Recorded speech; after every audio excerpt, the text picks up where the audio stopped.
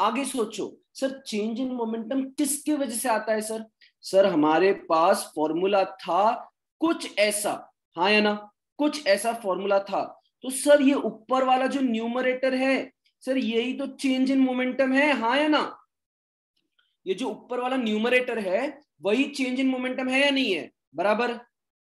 मतलब सर आप कहना चाहते हो कि चेंज इन मोमेंटम एफटी है? यस। श्योर हो? क्या ये एक दूसरे से कनेक्टेड है? बताता हूं, थोड़ा सा रुको, है ना, बताता हूं, ध्यान से सुनो।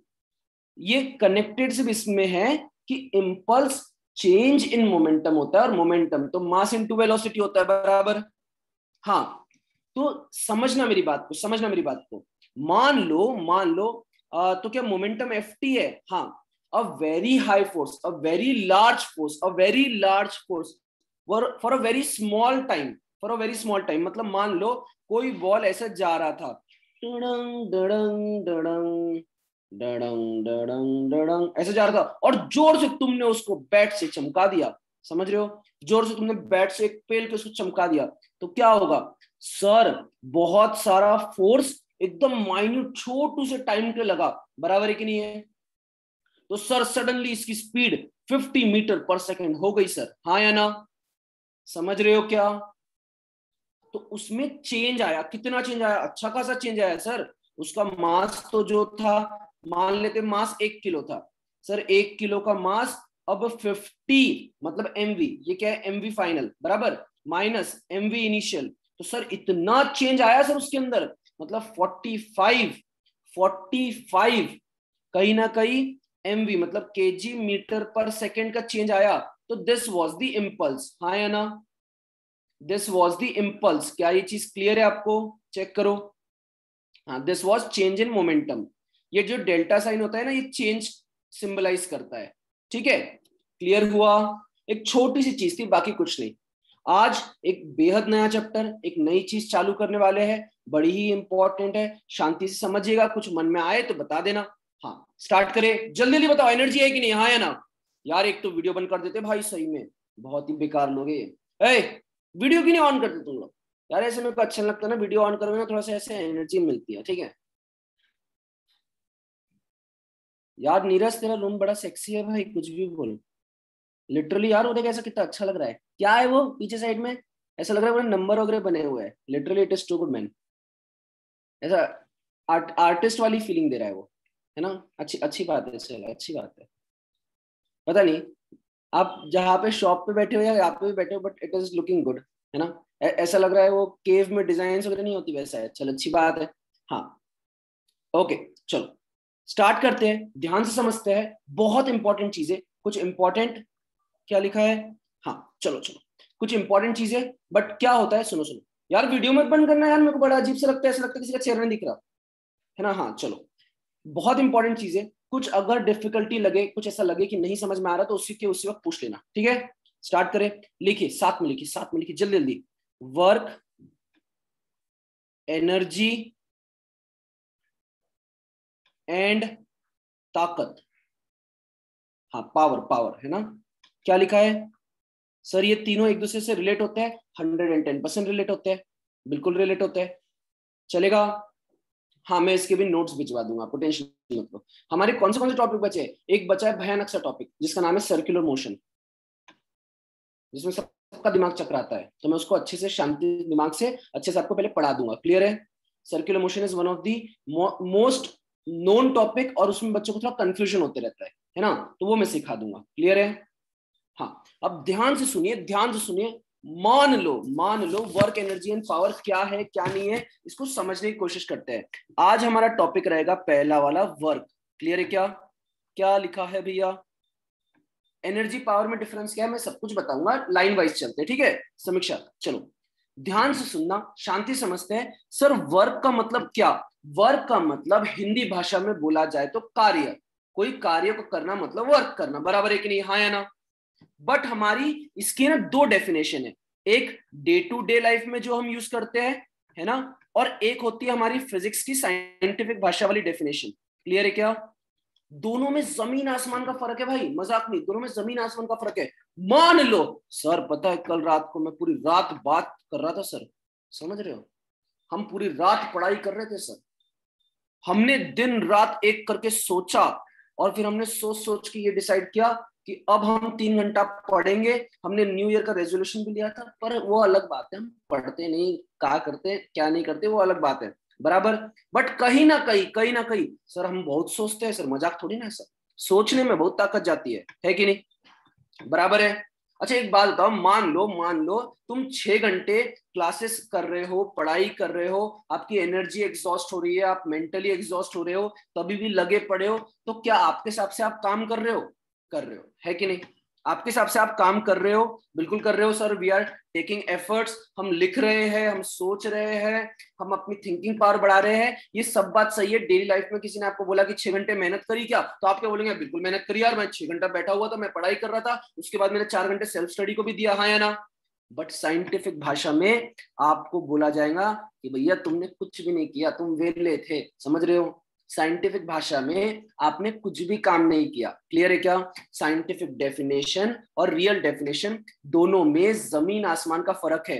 मान लो यह है कोसारे जी, है ना, मान लेते कोसारे जी अपने ऊपर ऐसा पूरा एक बोरिया बिस्तर बांध के ऐसे खड़े है ना, अरे सॉरी मैंने कोसारे जी को ऑक्टोपस बना दिया था, ठीक है, 2 हाथ, ठीक है, 4 हाथ नहीं है, ठीक।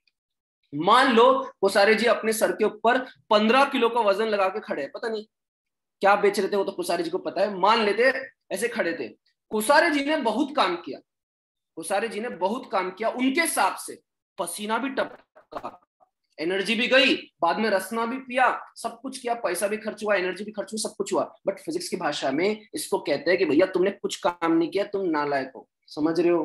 क्योंकि कोसारे जी अपनी जगह से हिले भी नहीं। क्लियर है क्या? भले ही उनकी एनर्जी डिस्प्लेस हुई, भले ही उनकी एनर्जी यूज हुई, भले ही उनकी एनर्जी कन्वर्ट फॉर्म दूसरे फॉर्म में, सब कुछ ठीक है, बट उन्होंने कोई भी कार्य नहीं किया, तो सर फिर मतलब उनकी एनर्जी ऐसी वेस्ट हुई? वो वेस्ट नहीं हुई, हम कहते हैं एक फॉर्म से दूसरे फॉर्म में कन्वर्ट हो गई, हाँ या ना? एक चीज मेरे साथ याद से बोलेंगे, energy can not be destroyed nor be created, it can be converted in one form to another, हाँ या ना? श्योर हो? दूसरी बात, तो हम देंगे कब कि काम किया भैया? मान लो ये अपना भौकाल था, बराबर, भौकाल ने पूरी बाहुबली की एनर्जी के साथ पत्थर को ढकेलने की कोशिश करी, पर पत्थर उससे भी ज्यादा ताकतवर निकला, पल भर भी नहीं हिला, बराबर, पल भर भी नहीं हिला। भैया पसीना टपक रहा है, एनर्जी जा रही है, समझ रहे हो? भौकाल और 1 सेंटीमीटर पतला हो गया है, क्लियर? फिर भी भौकाल चाहे क्राही माम जैसे रोते रहे, कुछ भी करे, बट साइंटिफिक भाषा में हम कहेंगे कि उसने कार्य तो बिल्कुल नहीं किया। क्लियर है क्या? श्योर हो? क्या लिखा ये 9th स्टैंडर्ड में था? हाँ, आपका 9th स्टैंडर्ड 11th को रिलेट करता है, आपका 9th 11th को रिलेट करता है, और 10th 12th को रिलेट करता है, याद रखिएगा ना। मतलब रेस्ट पे रहने से साइंटिफिक भाषा में नो वर्क डन, बिल्कुल नो वर्क डन। आपको साइंटिफिक भाषा कब कहोगे कि कोई चीज ने कार्य किया है? मान लेते कोई चीज ने कार्य किया है, तो मान लेते हैं कि सर ये एक ब्लॉक था, बराबर, ये ब्लॉक को सर, ये ब्लॉक को जमीन से टच था वो, ऑब्वियसली जमीन से टच था वो, और सर इस पे हमने ना धक्का मारना चालू किया, सर धक्का मारना चालू किया और बहुत ताकत लगाई सर, गांव भर जितनी थी झोंक डाली। मान लेते हैं कि ये ब्लॉक हिल के इतना डिस्प्लेस हुआ, कितना डिस्प्लेस हुआ? एस, बराबर। तो work done scientifically, physically, conceptually is calculated as force into displacement, हाँ या ना? बराबर है, मतलब फोर्स इनटू डिस्प्लेसमेंट, मतलब फोर्स इनटू डिस्प्लेसमेंट, हाँ या ना? गलत बात की सही बात है? आवाज अटक रही है थोड़ी सी, 1 मिनट को चेक कर लेता हूँ। हाँ, अभी भी अटक रही है, एक बार चेक करो। आयुष कह रहा है डिस्टेंस को क्यों नहीं बोला जाता? ठीक है, डिस्टेंस इसलिए नहीं बोला जाता क्योंकि that is a vector quantity, है ना। यहाँ पे आप जो बोलते हो ना, 2 वेक्टर्स का मल्टीप्लीकेशन होता है, क्लियर? हाँ, शांति से सोचो, शांति से सोचो। Sir work energy power 11th का भी चैप्टर है, हाँ 11th का चैप्टर है, 6वें नंबर पे चैप्टर आता है वो। मैं आपको जो पढ़ा रहा हूँ ना, जो सीक्वेंस है, ऐसे मान लो वर्क एनर्जी पावर पढ़ाऊंगा, उसके बाद सर्कुलर मोशन पढ़ाऊंगा, एक टॉपिक आएगा सर्कुलर मोशन, बेहद ज्यादा इंपॉर्टेंट है, एक रिलेटिव एक एनालिसिस आना जरूरी है, और उसके बाद छोटा सा टॉपिक ग्रेविटेशन पे हम खत्म करेंगे। क्लियर? हाँ चलिए, सोचिए मैं क्या कर रहा हूं, मेरे साथ बोलोगे, क्या बोलोगे? ध्यान सुनना मैं क्या बोल रहा हूं। सर आपने ऑब्जेक्ट को धक्का दिया, ऑब्जेक्ट पे फोर्स लग रहा था F, हाँ या ना? हाँ या ना? चलेगा। सर ऑब्जेक्ट मूव हुआ S डिस्टेंस, क्लियर है क्या? तो हम कहेंगे डेफिनेशन क्या है, डेफिनेशन समझ गए ना, सब कुछ समझ जाओगे। डेफिनेशन क्या है सर? डिस्प्लेसमेंट, यहां पे देखो क्या लिख रहा हूं मैं, displacement in the direction of force, यानी एक मिनट ये लिखा नहीं गया, डायरेक्शन ऑफ फोर्स, मतलब मैं कह रहा हूं, ध्यान सुनो मैं क्या कह रहा हूं, ऐसी वैसी डिस्प्लेसमेंट नहीं चाहिए भाई, ऐसी वैसी डिस्प्लेसमेंट चाहिए ही नहीं, समझ रहे हो क्या? ऐसी वैसी डिस्प्लेसमेंट चाहिए ही नहीं, हमें चाहिए सिर्फ वो डिस्प्लेसमेंट। बोलते नहीं यार तुम लोग, ओए बोलो बोलो, हमें चाहिए। अबे 4 लोगों की वीडियो दिख रहे, वो तो बोलो बोलो, हमें चाहिए वो डिस्प्लेसमेंट जो कि फोर्स के डायरेक्शन में होगी, बाकियों से लेना देना नहीं है, बाकियों से लेना देना नहीं है। मान लो किसको मानते हैं, चलो मान लो एक लिफ्ट में एक आदमी था, चलो लिफ्ट भी नहीं मानते, मान लो हाँ ये ऐसा है, बराबर? क्लियर? सर आपने फोर्स तो इस डायरेक्शन में लगाई सर, है ना? इसका बेस्ट एग्जांपल क्या है, एक टॉय कार जिसके नीचे चक्का लगा होगा, टॉय कार, बराबर? आपने देखा होगा छोटे छोटे बच्चे होते हैं, ऐसे रस्सी से पकड़ते हैं, सुई चू चू चू चू ऐसे चलती रहती है गाड़ी, बराबर? तो वो ऐसी जाती है कि हवा में टाना ना ना ना टन टन, ऐसे ऐसे नहीं चलती वो, समझ रहे हो? हवा में चल जाती क्या? नहीं नहीं सर, बच्चे ने लगाया फोर्स इस तरफ है ना सर, तो ऐसे हवा में जाएंगे ना सर, कैसी बात कर रहे हो? बच्चे का दिल रखने के लिए ग्रेविटी अपने आप को चेंज कर देंगी, हाँ या ना? बराबर है कि नहीं है? अरे गलत बात है कि सही बात है? ऐसा होता क्या? नहीं, वो हवा हवा में जाएंगी क्या? ऐसा किसने बताया? सर मान लो सर धागा बांध के ये घड़ी को ऐसा पकड़ लेते सर, है ना, और ऐसे अपन खींच रहे, तो घड़ी सर ऐसी जाती सर, ऐसी, देखो सर, समझ रहे हो? अबे ऐसा मत करना छोड़, बराबर? तो क्या करेंगे, क्या करेंगे, समझना मेरी बात को, एक बार मैं क्लियर करता हूँ, शांति सुनना। सर क्योंकि हम देखो, दो चीज बोलोगे, क्या बोलोगे? दो चीज साथ में बोलो। Sir either displacement should be in the direction of force, बोलो साथ में बोलो, direction of displacement should be in the direction of force, और सर अगर आप एफ के, अच्छा एक बात बताओ, सोचना मैं क्या कह रहा हूं, सोचना, एक थोड़ी सी चीज समझाता हूं, अगर वो आइडिया दिमाग में क्लियर हो गया ना तो पूरा क्लियर हो जाएगा। मान लो आप खेल रहे थे कैरम, आप खेल रहे थे कैरम, बराबर? कैरम में आपने, ये है गोटी, आपको इसको सीधा मारना था और रिबाउंड करना था, तो आप अपनी उंगली यहां पे रखते हो कि नहीं रखते हो? सीधा सीधा, बिल्कुल सीधा, टक वापस आएगा, हाँ या ना? अगर आपको इस तरफ मार के वापस से रिबाउंड करना था तो क्या करते थे आप? सर थोड़ा सा सर इधर इधर में उंगली रखते, टक, इधर जाता इधर जाता इधर, बराबर? सोचो अगर कोई गोटी यहाँ पे, या अपनी यहाँ पे अपनी रानी है, बराबर, रानी, बराबर, आप क्या करते हो, आप क्या करते हो? सर हम यहां से मारते हैं सर, ये एंगल से मारते हैं, हाँ या ना? थोड़ा सा टिल्ट करके ऐसा मारते हैं, गलत है कि सही है? सोचो, इमेजिन करो, बराबर है? क्या ये बोलना सही है? क्या ये बोलना सही है? इमेजिन करो, क्या ये बोलना सही है? सर पता है रियल में हम यहां से नहीं ऐसे नहीं जाते सर, हम ऐसे जाते ही नहीं है, पता है आपको? हम कैसे जाते हैं? अगर किसी ने बोला कि मैं इंडिया में नॉर्थ ईस्ट गया हूं, तो रियल में वो नॉर्थ ईस्ट नहीं गया, वो गया है पहले नॉर्थ, ऐसे सॉरी, पहले ईस्ट और फिर नॉर्थ, हाँ या ना?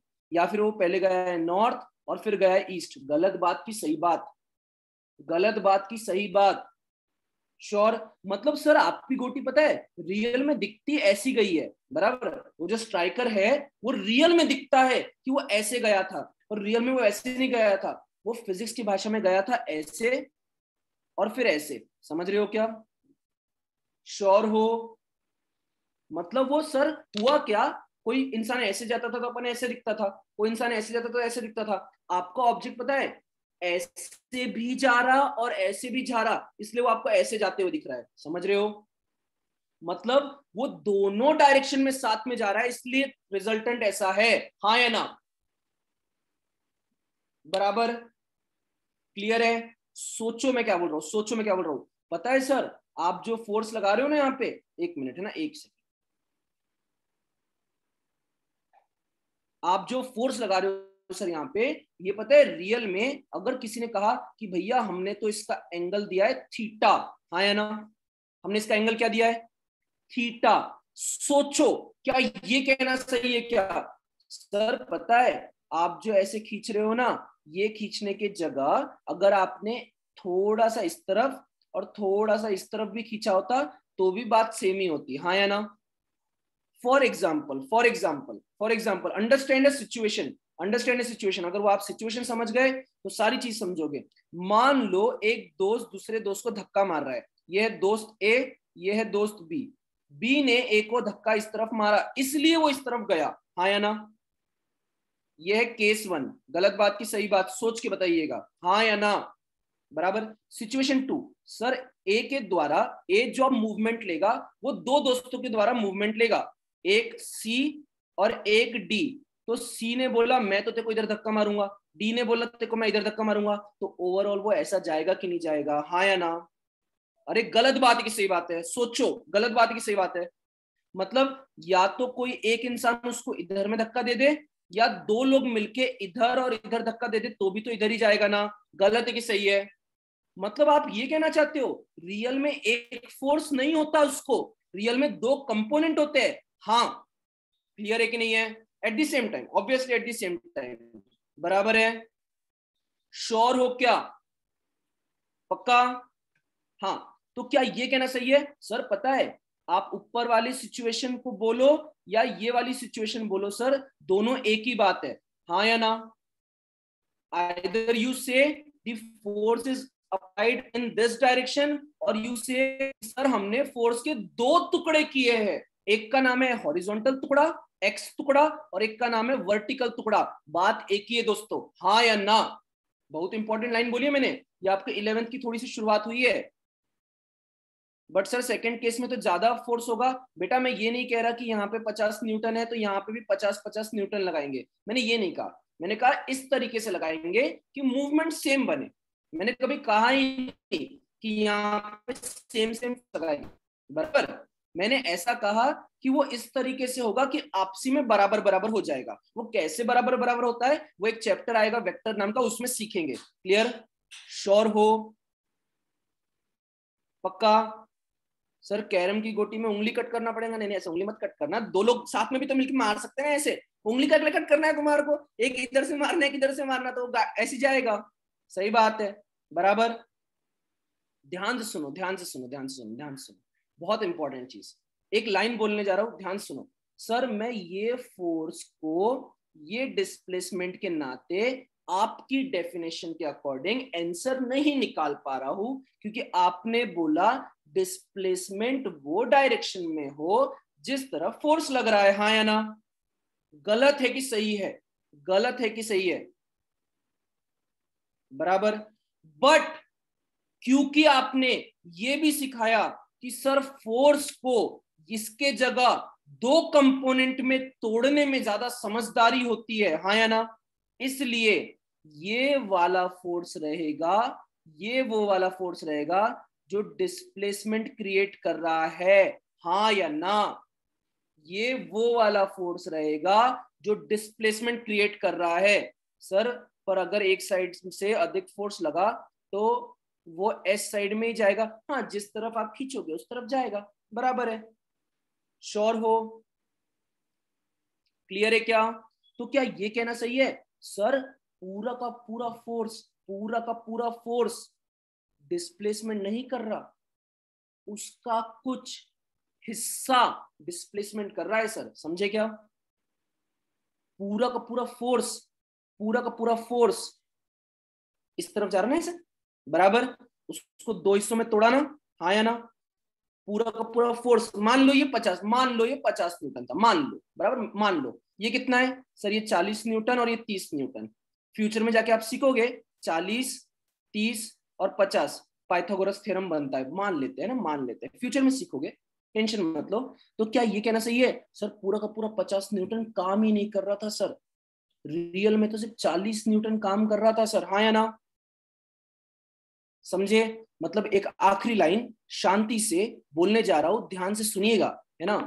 जब आप किसी काट को डायरेक्ट फोर्स लगाकर डायरेक्टली खींचते हैं, है ना, और उसका डिस्प्लेसमेंट होता है ऐसा, तब आप कहते हो कि work done F dot S होता है। क्लियर है ना? क्लियर है क्या? ये याद रहेगा, F डॉट S मतलब F इंटू S, बराबर चलेगा। एक दूसरा छोटा फॉर्मूला लिखिए, वो फॉर्मूले का प्रूफ अभी नहीं दूंगा, वो फॉर्मूले का प्रूफ दूंगा कुछ समय बाद जब आपको 11th में वेक्टर पढ़ाऊंगा। क्लियर है क्या? हाँ, बट यहाँ पे लिखिए इफ ये काट है और ये मान लेते हैं डिस्प्लेसमेंट का हुआ यहाँ पर, बराबर, बट फोर्स कैसे लग रहा है सर? फोर्स आज ऐसे लग रहा है। क्लियर है क्या? फोर्स ऐसे लग रहा है, और दोनों के बीच में एंगल क्या है सर? धरती माता के बीच में जिस डायरेक्शन में डिस्प्लेसमेंट हुआ, क्या वो डायरेक्शन ये है कि नहीं है, हाँ या ना? जिस डायरेक्शन में डिस्प्लेसमेंट हुआ वो ये डायरेक्शन है या नहीं है, हाँ या ना? बराबर, अक्षत जी बिल्कुल सही कह रहे हैं। तो मान लेते हैं ये एंगल है थीटा।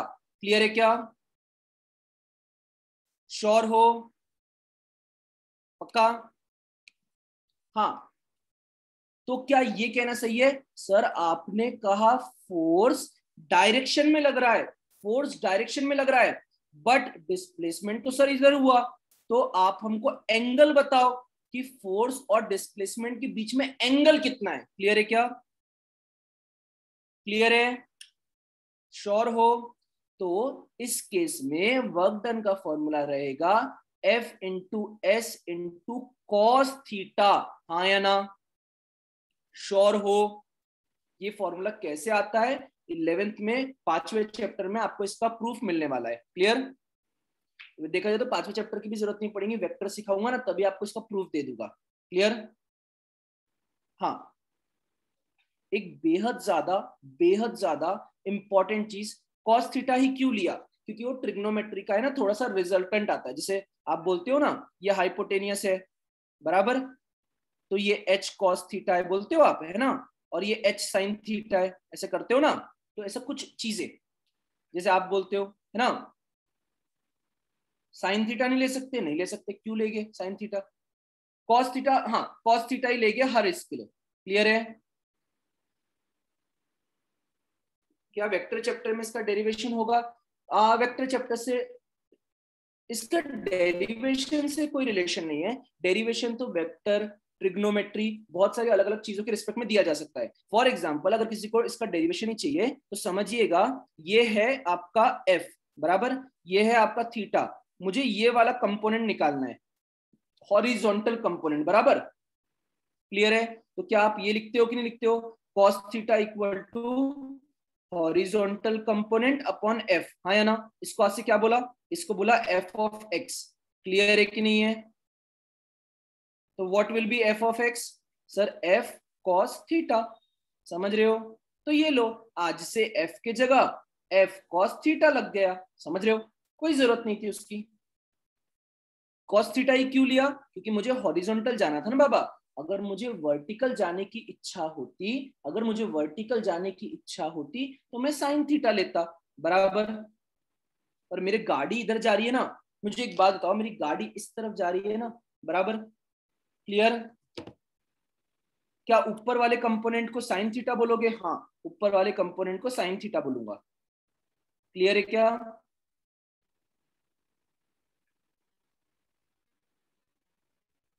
क्या ये डेरिवेशन इंपॉर्टेंट है? अभी ये डेरिवेशन है ही नहीं बाबा, टेंशन मत लो। वेक्टर में छोटू सा एक ऑब्जर्वेशन है, फिक्र मत करो। Clear?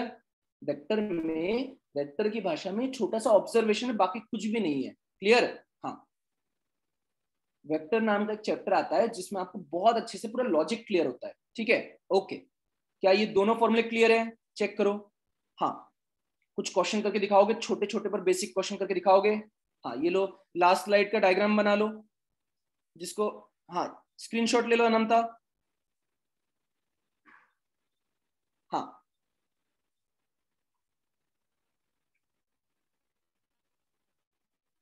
What if displacement not in the direction of force, सिखाता हूँ 2 मिनट, सब क्वेश्चंस के फॉर्मेट में करवाता हूँ, है ना।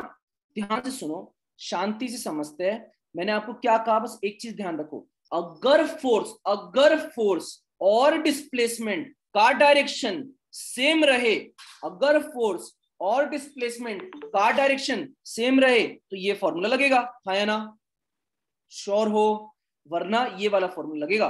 क्लियर है? अच्छा मुझे एक छोटी सी बात बताओगे, सर अगर डिस्प्लेसमेंट और फोर्स का डायरेक्शन, ये जो ऊपर वाला केस है, पहला वाला केस बराबर, इसमें एंगल क्या है दोनों के बीच में, एंगल क्या है सोचो sir, 60 degree, 50 degree, 40 degree, 30 degree, 10 degree, 0 degree, हाँ या ना। एंगल क्या है, 0 डिग्री है कि नहीं है, बराबर है कि नहीं है। तो क्या ये वाला जो फॉर्मूला है इसको ऐसे लिख सकते क्या, समझे क्या, क्योंकि ये तो 1 ही होता है ना। तो आप बोल सकते हो सर सबसे इंपॉर्टेंट फॉर्मूला ये वाला ही है, क्योंकि इस फॉर्मूले में ये वाला केस भी आ गया, हाँ या ना, इस वाले फॉर्मूले में ये वाला केस भी आ गया। क्लियर है, श्योर हो। हाँ एक बार चलो एक छोटू सा क्वेश्चन करो, फिर मैं मीनिंग क्लियर करता हूं। 1 मिनट, कुछ बच्चे कह रहे हैं आवाज अटक रही है, 1 सेकंड रुक जाओ, मैं पूरा इंटरनेट चेक कर लेता हूँ, मुझे तो नहीं लग रहा मेरी आवाज अटक रही है, फिर भी देख लेता हूँ, 1 सेकंड रुको।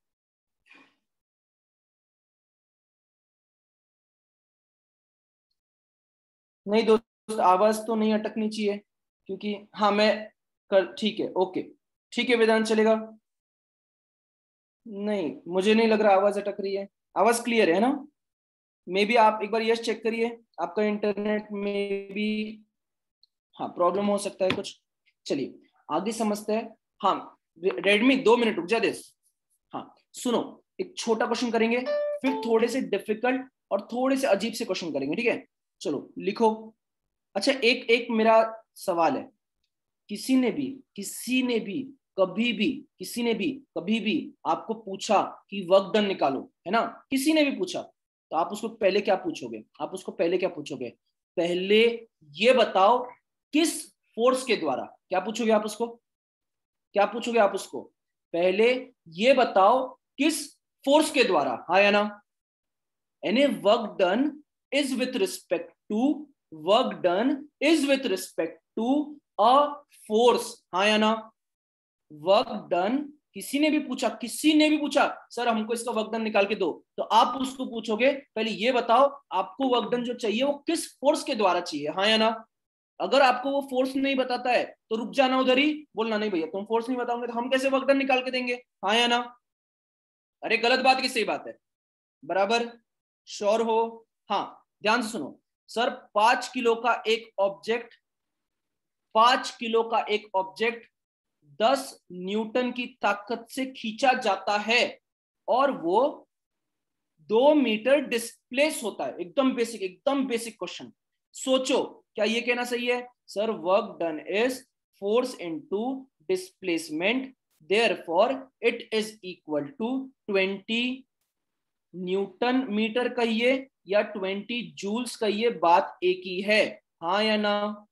गलत बात की सही बात, इससे बेसिक क्वेश्चन कोई भी नहीं आने वाला। क्लियर है, मान लो सर एक बात बताओ सर, अगर यही चीज 10 न्यूटन की ताकत अगर थोड़ा सा ऊपर के डायरेक्शन में लगाई जाती सर, तब क्या होता, डिस्प्लेसमेंट तो 2 ही मीटर है सर, पर क्या सिचुएशन होती, ऐसा क्या अलग होता वो समझाओ। शांति से सोचना, मैं क्या कह रहा हूं, शांति से सोचना। सर ये एंगल जिस एंगल से खींचा गया है हम उसको 45 डिग्री बोलना चाहते हैं, क्लियर है क्या। तो मैं कह रहा हूं पूरा का पूरा 10 न्यूटन जरूरी नहीं था बॉडी को आगे लेके जाने के लिए, उसका कुछ हिस्सा ही आगे लेकर गया, हाँ या ना।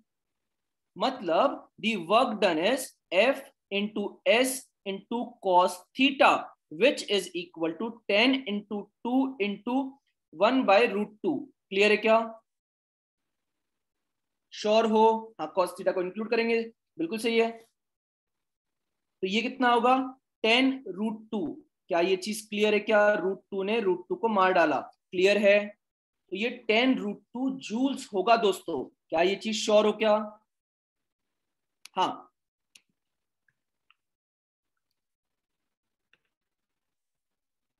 ओके। आगे सोचो, आगे सोचो, आगे सोचो। मतलब आप ये कहना चाहते हो, मतलब आप ये कहना चाहते हो कि अगर इतना ही, जैसे ये सोचो सोचो, मैं क्या कह रहा हूं, सोचो। हाँ, एक मिनट, यहां तक क्लियर है कि पक्का बताओ? मतलब क्या ये कहना सही है सर? इस केस में हम, सुनिएगा, is it necessary to take 45 degree? Prajakta, आप 45 डिग्री ले सकते हो बेटा, 60 डिग्री ले सकते हो, 80 डिग्री, 70 डिग्री, आप कुछ भी ले सकते हो, चलेगा। वो आप पे डिपेंड करता है कि वो एंगल क्वेश्चन में क्या दिया हुआ है, चलेगा। हाँ, वो आप पे डिपेंड करता है, वो मेरे पे डिपेंड नहीं करता, या फिर वो क्वेश्चन पे डिपेंड करता है। क्लियर है क्या? हाँ, आगे चले। ओके, एक बहुत इंपॉर्टेंट क्वेश्चन कुछ बच्चे पूछ रहे थे कि सर मान लीजिए अगर एंगल, क्वेश्चन में एंगल दिया रहेगा 110% देव दिया रहेगा, अगर एंगल ही नहीं दिया रहेगा बेटा तो तेरा क्वेश्चन का आंसर ये आ जाएगा फिर, है ना? आपके क्वेश्चन का आंसर ये होगा, फिर रहेगा आंसर 10 × 2 × cos थीटा। जब तक आप एंगल नहीं बताओगे, जब तक मैं आंसर नहीं बता सकता, समझ रहे हो? क्लियर है? हाँ, सोचना, सोचना, बेहद ज्यादा इंपॉर्टेंट चीज समझाने जा रहा हूं, सोचना। सर मान लो इस बार है ना, हमारी गाड़ी तो चल रही इस डायरेक्शन में थी, डिस्प्लेसमेंट तो इस डायरेक्शन में थी, बट यहां पे सर जॉन अब्राहम आ गया, समझ रहे? समझ रहे? पूरा धक्का मार के, पर फोर्स तो इस तरफ लग रहा है ना, हाँ या ना? कितने का? 400 न्यूटन का फोर्स लग रहा है सर। फिर भी फिर भी फिर भी सर, वहां पे मास का क्या काम? कोई काम नहीं है रितेश, ऐसा कुछ नहीं है, काम नहीं है, कोई दिक्कत नहीं है, चलेगा। जरूरी नहीं होता ना कि हमेशा जो डाटा दिया जाए उसका काम ही हो। क्लियर? श्योर? हाँ, तो 400 न्यूटन की ताकत लगा के हमारे जॉन अब्राहम जी ने उसको रोकने की तो कोशिश करी, फिर भी सर गाड़ी थोड़ी तो चली गई, हाँ या ना? भली 0.5 मीटर चली है, पर चली तो है ना, हाँ या ना? अरे कोई चलती गाड़ी को कोई इंसान रोकेगा, इतनी जल्दी रुक रुक थोड़ी ना जाएगी। गलत है कि सही है? बराबर है। क्या ये कहना सही था कि सर इस केस में 400 न्यूटन इस तरफ लग रहा है, तो हम उसको -400 लेंगे, हाँ या ना? गलत है कि सही है? मैंने आपको शुरू में बताया था सर, इसको पॉजिटिव लो, इसको नेगेटिव लो, इसको नेगेटिव लो, इसको पॉजिटिव लो, बराबर है कि नहीं है, हाँ या ना? बराबर है। बिकॉज दूसरी तरफ, हाँ दूसरे तरफ है इसलिए नेगेटिव लिया है, तो ये क्या होगा सर? फोर्स 400 और डिस्प्लेसमेंट से 0.5 का, मतलब आप कह रहे हो -200 जूल्स। अरे -200 जूल, ये कैसे अजीब सी बात है, पर जॉन अब्राहम ने तो काम किया सर, ये क्या बात हुई? सोचना मैं क्या कह रहा हूं, सोचना मैं क्या कह रहा हूं। व्हेन वी से वर्क डन इज पॉजिटिव, जब हम कहते हैं वर्क डन पॉजिटिव है, तो क्या हो रहा है, सुनिएगा। हमारा मेन फोकस किस पे है? हमारा मेन फोकस कोई जॉन अब्राहम नहीं है, समझना। हमारा मेन फोकस है वो बॉडी जिस पे फोर्स लग रहा है, हाँ या ना? सोचो सोचो सोचो, मैं आपको पॉजिटिव और नेगेटिव का मीनिंग क्लियर कर रहा हूं, बराबर? सर फोर्स से ज्यादा डिस्प्लेसमेंट को नेगेटिव, फोर्स की जगह डिस्प्लेसमेंट को नेगेटिव ले सकते हैं क्या? आप ले सकते हो मंजोष, कोई गलत नहीं है, वो भी नेगेटिव लिया जा सकता है, मतलब इसको ऐसे भी किया जा सकता है दोस्त। बट होता क्या है, जनरली हम अपने दिमाग में एक साइन कन्वेंशन बनाते हैं कि लेफ्ट वाली चीज को नेगेटिव लेंगे, राइट वाली को पॉजिटिव लेंगे, इसलिए वैसी गड़बड़ करना सही नहीं होगा। क्लियर? हाँ, आप लेने को ले सकते हो, कुछ गलत नहीं है, क्योंकि डिस्प्लेसमेंट नेगेटिव आप लोगे, पर मेरे हिसाब से वो लेना थोड़ा हानिकारक होगा, क्योंकि हम अपने दिमाग में ये वाला साइन कन्वेंशन बना के रखते हैं दोस्त, इसलिए। सर उसने फोर्स अपोजिट लगाया इसलिए नेगेटिव आया, हाँ नीरज जी, बिल्कुल सही बात है। सोचो सोचो सोचो, मैं क्या कह रहा हूं, सोचो।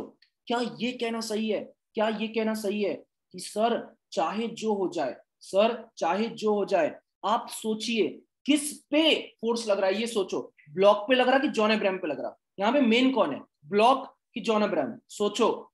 ब्लॉक बराबर।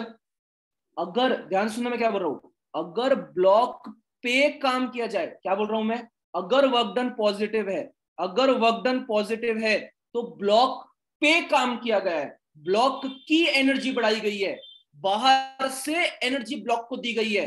If I am pushing this mobile phone, then I am putting my energy into the block. इस वजह से वो ब्लॉक मूव कर रहा था, हाँ या ना। अरे भैया मोबाइल रह रहा है, ठहरा हुआ है, वो अपनी जगह से हिलता नहीं है। अगर मैं उसको हिलाने जाऊं, अगर मैं उसमें अपनी एनर्जी डालूंगा, तभी भी तो वो अपनी चेंज इन वेलोसिटी दिखाएगा, हाँ या ना। अरे अगर एक ब्लॉक यू से वी के तरफ जाएगा, तभी तो उसमें चेंज इन वेलोसिटी होगी, तभी तो उसमें एक्सेलरेशन आएगा टाइम के रिस्पेक्ट में, तभी तो उसमें फोर्स आएगा। अगर उसमें फोर्स आएगा और उसमें डिस्प्लेसमेंट होता है, तभी तो वर्क डन कहलाएगा, हाँ या ना।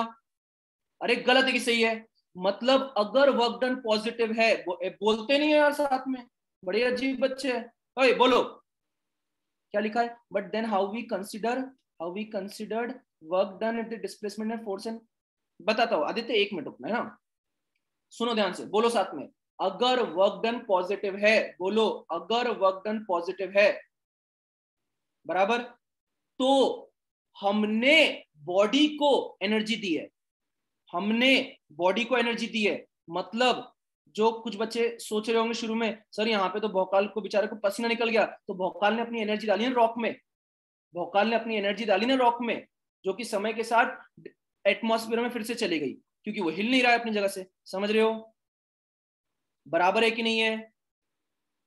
पर वो सिस्टम हिला ही नहीं, और अगर वो रियल में हिल गया होता तो सर इसने जो खाना पीना खाया था, अपना जो पेट बढ़ाया था बराबर, इसका खाना पतला हो गया, इसका खाना गायब हो गया, यहाँ के पूरी की पूरी एनर्जी का सोर्स इसमें चले गया, तभी तो ये बॉडी हिली है ना यार, हाँ या ना। तो if you are doing a positive work, then you are giving your energy to the body.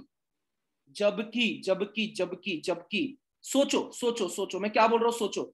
Sir अगर जॉन अब्राहम नहीं होता तो हमारी गाड़ी चल रही होती, अगर हमारी गाड़ी चल रही होती तो उसके अंदर एनर्जी होती, उसके अंदर खुद की एनर्जी है, तभी तो वो चल रही है, हाँ या ना।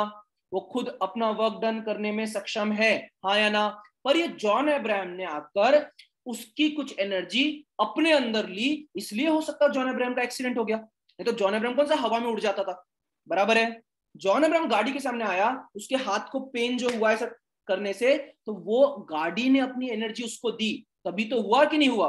इफ दिस सिस्टम, अब ध्यान सुनना क्या बोल रहा हूं, अगर वर्क डन नेगेटिव है तो बॉडी ने अपनी एनर्जी जॉन अब्राहम के अंदर डाली है, हाँ या ना। एनर्जी डालने का मतलब ये नहीं होता कि मसल बढ़ जाना, एनर्जी डालने का मतलब होता है अलग अलग फॉर्मेट में। हो सकता है जॉन अब्राहम पंछी बनू, उड़ता फिरू, जाके उड़ गया, समझ रहे हो, गाड़ी के सामने आएगा तो उड़ेगा ही, जॉन अब्राहम है तो क्या हुआ, समझ रहे हो। तो वो उड़ने की ताकत कहां से आई, ये गाड़ी ने दी ना यार अपनी एनर्जी, हाँ या ना। उड़ने की ताकत कहां से आई, गाड़ी ने दी कि नहीं दी। तो अगर वर्क डन नेगेटिव है, ध्यान से सुनो ध्यान से सुनो, अगर वर्क डन नेगेटिव है तो बॉडी ने अपनी एनर्जी सामने वाले के अंदर डाली है, अगर वर्क डन पॉजिटिव है तो आपने अपनी एनर्जी बॉडी के अंदर डाली है। क्लियर है क्या, श्योर हो क्या, पक्का बताओ।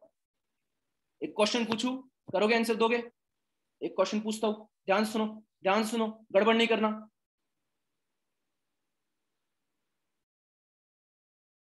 अगर मान लेते हैं सर 10 न्यूटन का फोर्स यहां पे लगा, और क्योंकि बॉडी कभी ना कभी बराबर है ना, कभी ना कभी जमीन पे रखी होगी, तो उस पर ग्रेविटी ऑब्वियसली काम कर रही है, ऐसा पॉसिबल ही नहीं है दुनिया में कि बॉडी पे ग्रेविटी ना लगे, हाँ या ना।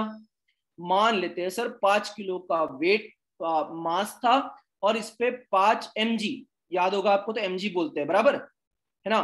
तो मान लेते हैं सर 50 न्यूटन नीचे, this is what, this is gravitational pull, हाँ या ना, ग्रेविटेशनल पुलिंग फोर्स, एक मिनट है ना, सॉरी, पुलिंग फोर्स, बराबर है कि नहीं है, हाँ या ना, बराबर है कि नहीं है। सर गाड़ी हो गई डिस्प्लेस, अपनी जो भी अपनी बॉक्स है, ब्लॉक है, वो हो गया 5 मीटर डिस्प्लेस, बताओ वर्क डन कितना होगा, वर्क डन कितना होगा बताओ, वर्क डन कितना होगा,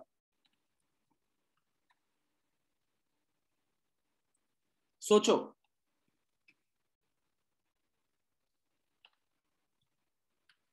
वर्क डन कितना होगा सोचो। कुछ बच्चों ने सही लिखा है, कुछ बच्चे आंसर दे रहे हैं। ध्यान से सुनो, मैंने क्या बोला था आपको, मैंने क्या बोला था आपको, सर वर्क डन से पहले ये पूछो कि कौन से फोर्स के बारे में आप बात करने की इच्छा रखते हो। याद है कि नहीं है? यहाँ पे कितने फोर्स लग रहे हैं बॉडी पे, यहाँ पे कितने फोर्स लग रहे हैं बॉडी पे, सोचो यहाँ पे कितने फोर्स लग रहे हैं? दो, एक जो आपने लगाया, एक जो अंदर धरती माता लगा रही है। हाँ या ना? गलत है कि सही है? तो आंसर निकाल, बहुत सारे बच्चे आंसर निकाल रहे हैं, पर आंसर निकालने से पहले किसी ने पूछा कि कौन सा फोर्स? सोचो सोचो, क्या ये पूछना जरूरी है कि नहीं है? सर कौन सा फोर्स लगाओ पहले ये बताओ, हाँ या ना? इसका नाम क्या रखेंगे आज से? F1, हाँ या ना? अरे सोचो, F1 अलग फोर्स है, F2 अलग फोर्स है। अगर मैं कहता वर्क डन बाय F1 कितना है, तो आप कहते सर क्या मजाक लगा कर रखा है, सर ये तो बच्चों वाला क्वेश्चन है। हाँ या ना? सही बात है कि नहीं है? सॉरी, न्यूटन मीटर बोलो या फिर 50 जूल्स बोलो, एक ही बात है ना? क्लियर? पर आप लोगों में से बहुत सारे बच्चे 50 50 50 50 लिख रहे थे, पर सोचो तो सही बाबा, मैं हो सकता ना ये भी पूछूं, हाँ या ना? अरे गलत बात की सही बात है, बराबर? तो प्लीज जब भी मैं वर्कडन पूछूं और मोर देन वन फोर्सेस आपकी पिक्चर में दिए हैं, तो आपका पूछने का काम है सर ठीक है ना सर, डिस्प्लेसमेंट इस तरफ हुआ होगा सर, हमारा तो फर्क नहीं पड़ता, हमको पहले ये बताओ कौन से फोर्स के द्वारा आपने पूछा हमसे। क्लियर है क्या? श्योर हो? हाँ, पर कुछ बच्चों ने रियल में आंसर लिख के दिया कि sir zero work done by gravity, तो वो लाइन पूरी कंप्लीट थी, सही थी, बराबर? अब सोचो F2 के द्वारा क्या हुआ, F2 के द्वारा क्या हुआ? सर ब्लॉक सर इधर में है, सर डिस्प्लेसमेंट होता 5 मीटर, हम तो जाते पर mg तो नीचे हो रहा। सर ये कैसी अजीब सी विलंबना है सर, कि सर फोर्स तो नीचे लग रहा पर डिस्प्लेसमेंट आगे हो रहा। मतलब आप ये कहना चाहते हो कि डिस्प्लेसमेंट और फोर्स जो हमारा अब रिक्वायर्ड है उनके बीच में 90 डिग्री का एंगल है, हाँ या ना? सोचो, गलत बात की सही बात, हाँ या ना? नहीं, एंगल बताओ।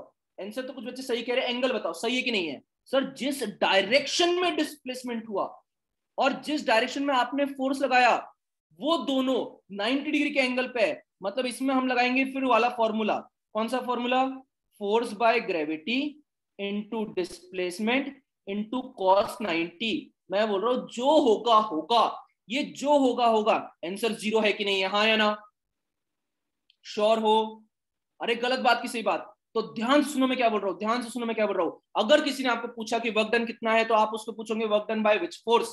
The work done by F1 force over here is 50 joules, जबकि the work done by F2 force over here is 0 joules, हाँ या ना? बराबर है? श्योर हो? एक क्वेश्चन दूं क्या अजीब सा, करके दिखाओगे? अब देखते ना, करते रुको, चलो चेक करते हैं ना, एक मिनट रुको। सर जब एक बॉडी फ्री फॉल करेंगी टुवर्ड्स द अर्थ, तो एनर्जी डिक्रीज होगी या इंक्रीज होगी? किसकी डिक्रीज या एनर्जी इंक्रीज की बात कर रहे हो आर्यन? उस बॉडी की काइनेटिक एनर्जी बढ़ेगी दोस्त, पोटेंशियल एनर्जी डिक्रीज होगी, ओवरऑल एनर्जी कांस्टेंट रहेगी, है ना? अब तुझे इसका जो मीनिंग निकालना निकाल ले। अगर कोई ऊपर का ऑब्जेक्ट नीचे गिर रहा है तो काइनेटिक एनर्जी बढ़ेगी, पोटेंशियल एनर्जी कम होगी, ओवरऑल एनर्जी सेम रहेगी। Sir but then how we consider if work done if the displacement and force are an opposite? Aditya क्या कहना चाहता है, हाथ रेस करेगा क्या? आदित्य हाथ रेस कर ले, तो आदित्य कॉल करके पूछ लेगा, चलेगा? हाँ, क्या लिखा है? क्या sir friction did not act? क्या फ्रिक्शन इस पे एक्ट कर रहा है? नहीं, फ्रिक्शन इस पे एक्ट नहीं कर रहा। बट अच्छा चलो एक और चीज पूछता हूँ, एक और चीज पूछता हूँ। सोचो, मान लो सर एक गाड़ी थी, बराबर? आप बताओगे क्या होगा, सोचना है ना। एक गाड़ी थी सर, अच्छी खासी स्पीड से चल रही थी सर, यू वेलोसिटी मतलब मान लेते 40 मीटर पर सेकेंड, अच्छी स्पीड थी। पर एक उबड़ खाबड़ रास्ता आया और सडनली ब्रेक तो नहीं मारा सर, ब्रेक तो नहीं मारा, पर एक उबड़ खाबड़ रास्ता आया, बहुत उबड़ खाबड़, बहुत ज्यादा उबड़ खाबड़, है ना? और उसने फ्रिक्शनल फोर्स लगाना चालू कर दिया। क्लियर? मैं बोल रहा हूँ वर्क डन का डायरेक्शन नेगेटिव रहेगा, पॉजिटिव रहेगा, क्या रहेगा वो बताओ? वर्क डन नेगेटिव रहेगा, पॉजिटिव रहेगा? क्यों रहेगा, क्यों रहेगा और कैसे रहेगा? सोचो, नेगेटिव की पॉजिटिव, नेगेटिव की positive, work done, work done. Kunal Chandan ji पहले वीडियो ऑन करो तब अलाउ कर सकता हूं। वर्क डन नेगेटिव रहेगा कि पॉजिटिव? अरे सोचो, फ्रिक्शनल फोर्स, अगर आपकी बॉडी इस तरफ डिस्प्लेस हो रही है, सोचो अगर आपकी बॉडी इस तरफ डिस्प्लेस हो रही है, तो फ्रिक्शनल फोर्स आगे बढ़ा था क्या? पता है कैसी बात कर दी आपने, कैसी बात कर दी पता है सर? हम तो जा रहे थे सर स्केटिंग करते करते सर, जिंदगी में मजे ले रहे थे सर, पता चला उबड़ खाबड़ रास्ता आ गया तो हम और तेजी से बढ़ने लग गए। अरे ऐसा थोड़ी ना होता यार, कौन सी जिंदगी में रह रहे हो तुम? बराबर, ऐसा थोड़ी ना होता यार। आगे बढ़ रहा है ना बाबा, पर पहले वो आगे बहुत तेजी से बढ़ता था, अब आगे धीरे धीरे करके स्लो हो गया, और गाड़ी मान लेते कुछ समय के बाद रुक भी गई, हाँ या ना? तो फ्रिक्शनल फोर्स तो अपोजिट डायरेक्शन में लगा कि नहीं लगा, हाँ या ना? अरे गाड़ी डिस्प्लेस इस तरफ हो रही है ना भैया, गाड़ी डिस्प्लेस होने से तुम्हारे फ्रिक्शनल फोर्स का क्या लेना देना? गलत है कि सही है? हाँ, तो आंसर क्या आएगा? नेगेटिव, हाँ या ना? क्योंकि सर फ्रिक्शनल फोर्स इस तरफ लगा है, एफ, गाड़ी डिस्प्लेस इस तरफ हो रही है, इसलिए sir if the frictional force is enough to stop the body then negative work done. Yes, सुनिए आदित्य, समझिएगा क्या बोलना चाहता हूं। इस केस में ये मेरी गाड़ी थी, रुक गई, मतलब सर इसने अपनी पूरी एनर्जी, जितना एक्सेलरेटर, पेट्रोल, डीजल, इंजन की ताकत, सबकी सब वो रोड को झोंक दी, हाँ या ना? तभी तो वो रुक गई ना, बराबर है। सर मेरी गाड़ी की एनर्जी पूरी कम हो गई, मेरी गाड़ी की एनर्जी पूरी की पूरी ना के बराबर हो गई, क्योंकि वो रोड ने मेरी गाड़ी की एनर्जी को खा लिया। समझ रहे हो? श्योर हो? और वही अब चार लोग आएंगे धक्का मारेंगे तो वो अपनी एनर्जी गाड़ी को देंगे, तभी तो गाड़ी में एनर्जी आएंगी। What do you mean by energy? अच्छा, एनर्जी का मतलब क्या होता है? एनर्जी का मतलब क्या होता है? अच्छा एक बात बताओ, दुनिया में कोई भी पार्टिकल है, कोई भी मास है, वो क्या होता है? अथर्वा आप पढ़ाई पे ध्यान दोगे ना बेटा तो ज्यादा अच्छा रहेगा, पता है आप लगातार कुछ ना कुछ पढ़ाई को छोड़ के सब कुछ पूछते रहते हो, कौन सी क्लास रहेगी, क्या कर रहे हो, क्या? उससे अच्छा अगर आप पढ़ाई करोगे तो ज्यादा अच्छा रहेगा, है ना? चलो चलो, ध्यान से सुनो, ध्यान से सुनो, ध्यान सुनो। क्या ये कहना सही है, क्या ये कहना सही है sir? What do you mean by energy? Energy क्या है? एनर्जी, चलो आयुष सही कह रहा है कि sir energy is the capacity to do work, but what do you mean by energy internally? एकदम बेसिक क्राइटेरिया में एनर्जी का मतलब क्या है समझते हैं, स्टार्ट करें। समझना मेरी बात को, एनर्जी का मतलब क्या है सर? ये घड़ी थी सर, ये घड़ी थी सर, बराबर, ये अपनी जिंदगी में बड़ी खुश थी सर, बराबर, इसको आपने एनर्जी दिया। अच्छा एक बात बताओ, इमेजिन करना क्या बताओ, तुम्हारी जेब थी खाली पीली, कुछ नहीं कर रहे थे, बराबर, खाली पीली थी, तो अपन गए संयम में बैठते हैं, शांति से जीवन कट रहा है सर, खुर्ची तोड़ रहा है, आराम से बैठे हुए, कुछ करने को नहीं है भाई आज, समझ रहे हो? पर वही चीज जेब में अगर 100-200 रुपए रख दे तो? मैं सोच रहा हूँ कि कहीं बाहर जाके आइसक्रीम खा के आ ही जाता हूँ, बेचारी लक्ष्मी माता भी कब तक जेब में पड़ी रहेंगी, समझ रहे हो? तो उसको कहते हैं अनस्टेबिलिटी, उसको कहते हैं दिमाग में सुन होना। तो वैसे ही अगर मान लीजिए पार्टिकल्स एक जगह पर है तो दे आर एट रेस्ट, पर आप उसको जोर से धक्का दोगे, है ना, तो वो पार्टिकल क्या होंगे? पहले वो आराम आराम से ऐसे कर रहे थे, झुंग झुंग झुंग झुंग झुंग झुंग झुंग, आपने उसको एनर्जी का मतलब झुंग झुंग झुंग झुंग झुंग, तो वो नाचते हैं ना, वो इधर उधर हिलते हैं ना, वो आगे बढ़ते हैं ना, समझ रहे हो? तुम पार्टिकल्स के अंदर एनर्जी डाल के बोलते हो कि वो हिलेगा नहीं, क्या सर? हिलेगा ना बाबा, तभी तो वो अपनी एनर्जी चेंज करेगा ना। क्लियर है क्या? हाँ, क्लियर है। तो क्या ये कहना सही है, क्या ये कहना सही है sir frictional force opposite direction में लग रहा है, डिस्प्लेसमेंट इस डायरेक्शन में हो रहा है, इसलिए कहीं ना कहीं वर्क डन नेगेटिव होगा, हाँ या ना? श्योर हो? बट किसी ने बोला सर गाड़ी के एक्सेलरेटर के द्वारा भी नेगेटिव होगा क्या? नहीं, वो उसने तो पूरी कोशिश करी ना, उसने तो आज भी गाड़ी को यहीं पे पुश किया ना, हाँ या ना? इधर ही तरफ पुश किया, वो अलग बात है कि वो पुश ज्यादा नहीं कर पाया, रुक गया बेचारा, बराबर। क्या लिखा है? इसका मतलब जब भी वर्क डन नेगेटिव आया तो फ्रिक्शनल फोर्स लगा होगा, ऐसा नहीं है ना बेटा, वो तो जॉन अब्राहम भी खड़ा हो गया था, तभी भी तो कोई जॉन अब्राहम का नाम फ्रिक्शन थोड़ी ना है, समझ रहे हो? कोई भी ऐसी चीज, कोई भी ऐसी चीज जो डिस्प्लेसमेंट के अपोजिट डायरेक्शन में काम करेंगी, टोटली अपोजिट, तो वो नेगेटिव वर्क डन देगी, बराबर है? श्योर हो? हाँ, आगे चले, चेक करो प्लीज। तो क्या ये चीज क्लियर है क्या? ये जो मैंने ये वाली चीज बोली थी क्लियर है क्या? जल्दी जल्दी बताओ, ये चीज क्लियर है कि नहीं है? मैंने क्या बोला? जब जब वर्क डन रहेगा तो आप सामने वाले व्यक्ति को पूछोगे पहले फोर्स बताओ, तब हम आगे की बात करेंगे, हाँ या ना? क्लियर है? श्योर? आगे एक इंपॉर्टेंट चीज, एक छोटू सा क्वेश्चन, हाँ एक छोटू सा क्वेश्चन करेंगे। फिर हम आगे बढ़ेंगे। क्या लिखा है सर? अगर वर्क नेगेटिव तो जो एंगल होगा फोर्स और डिस्प्लेसमेंट के बीच में वो क्या होगा? वो होगा 180 डिग्री। रियल में देखा जाए ना तो थोड़ी देर के बाद समझोगे आप कि अगर मान लीजिए डिस्प्लेसमेंट और फोर्स में 90 डिग्री का एंगल रहता है ना, जब तक कि 0 से 90, मतलब यहां से लेकर यहां तक के बीच में, यहां से लेकर यहां तक के बीच में ये सब पॉजिटिव वर्क डन है, पॉजिटिव वर्क डन, बराबर। और अगर मान लो सर वर्क डन ये सेकंड क्वाड्रेंट वाला रहा है, सेकंड क्वाड्रेंट, बराबर, सेकंड क्वाड्रेंट, क्लियर है क्या? और डिस्प्लेसमेंट आज भी इधर है तो वो नेगेटिव वर्क डन देगा, क्लियर है? हाँ, बट शर्त ये क्लियर कर देता हूं, डिस्प्लेसमेंट इस तरफ हो रही है, तुम बोलोगे नहीं नहीं सर हम तो डिस्प्लेसमेंट इस तरफ लेंगे, तो डिस्प्लेसमेंट इस तरफ लोगे तो इतना पॉजिटिव, ये फिर पॉजिटिव, क्लियर? श्योर हो? पक्का? मतलब एक्यूट एंगल, हाँ सही बोल रही है क्या संस्कृति, बिल्कुल सही कह रही है सर। अगर एक्यूट एंगल रहेगा, एक्यूट एंगल रहेगा तो पॉजिटिव रहेगा, ऑब्ट्यूस एंगल रहेगा, ऑब्ट्यूस एंगल रहेगा तो नेगेटिव रहेगा, क्लियर है क्या? सही बात है, बिल्कुल श्योर हो?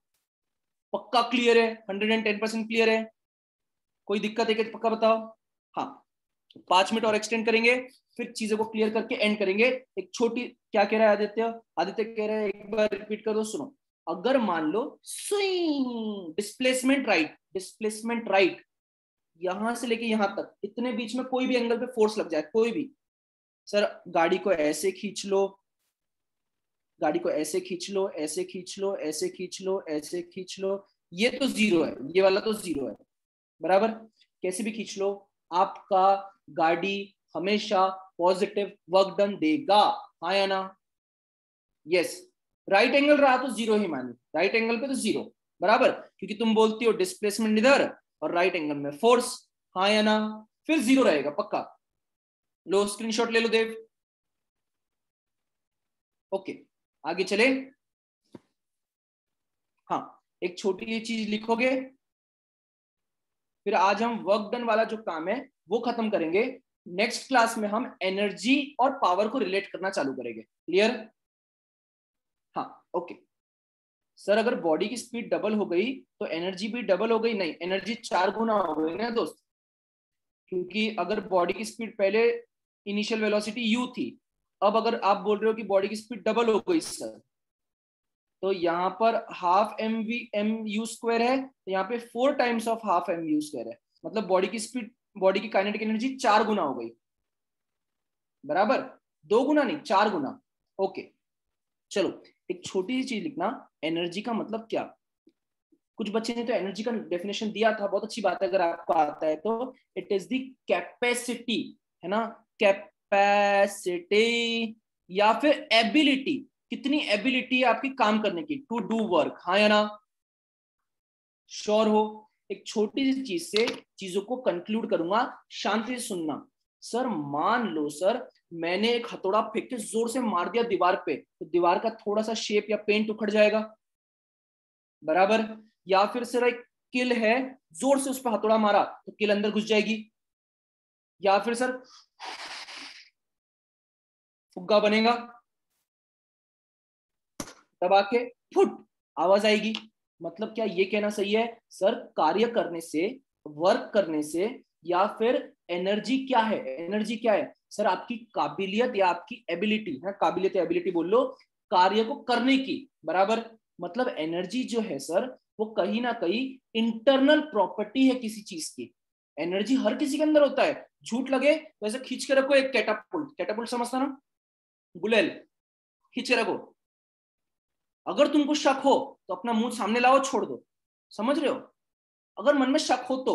और मैंने कल आपको एक एक्सपेरिमेंट दिया था, आप लोगों ने वो करा कि नहीं करा पता नहीं, गमला अच्छे वाला, अच्छा फूल वाला ले लो यार, कोई दिक्कत नहीं, अच्छा फूल वाला ले लो, समझ रहे हो, है ना?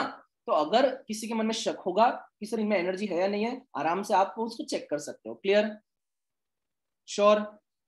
मैंने किया था, तुम फिर भी जिंदा हो, बाहुबली हो तुम सही, है ना? चलो अच्छी बात है। अच्छा सुनो, मान लो जमीन पे गमला रखा था, जमीन पे गमला रखा था, बराबर।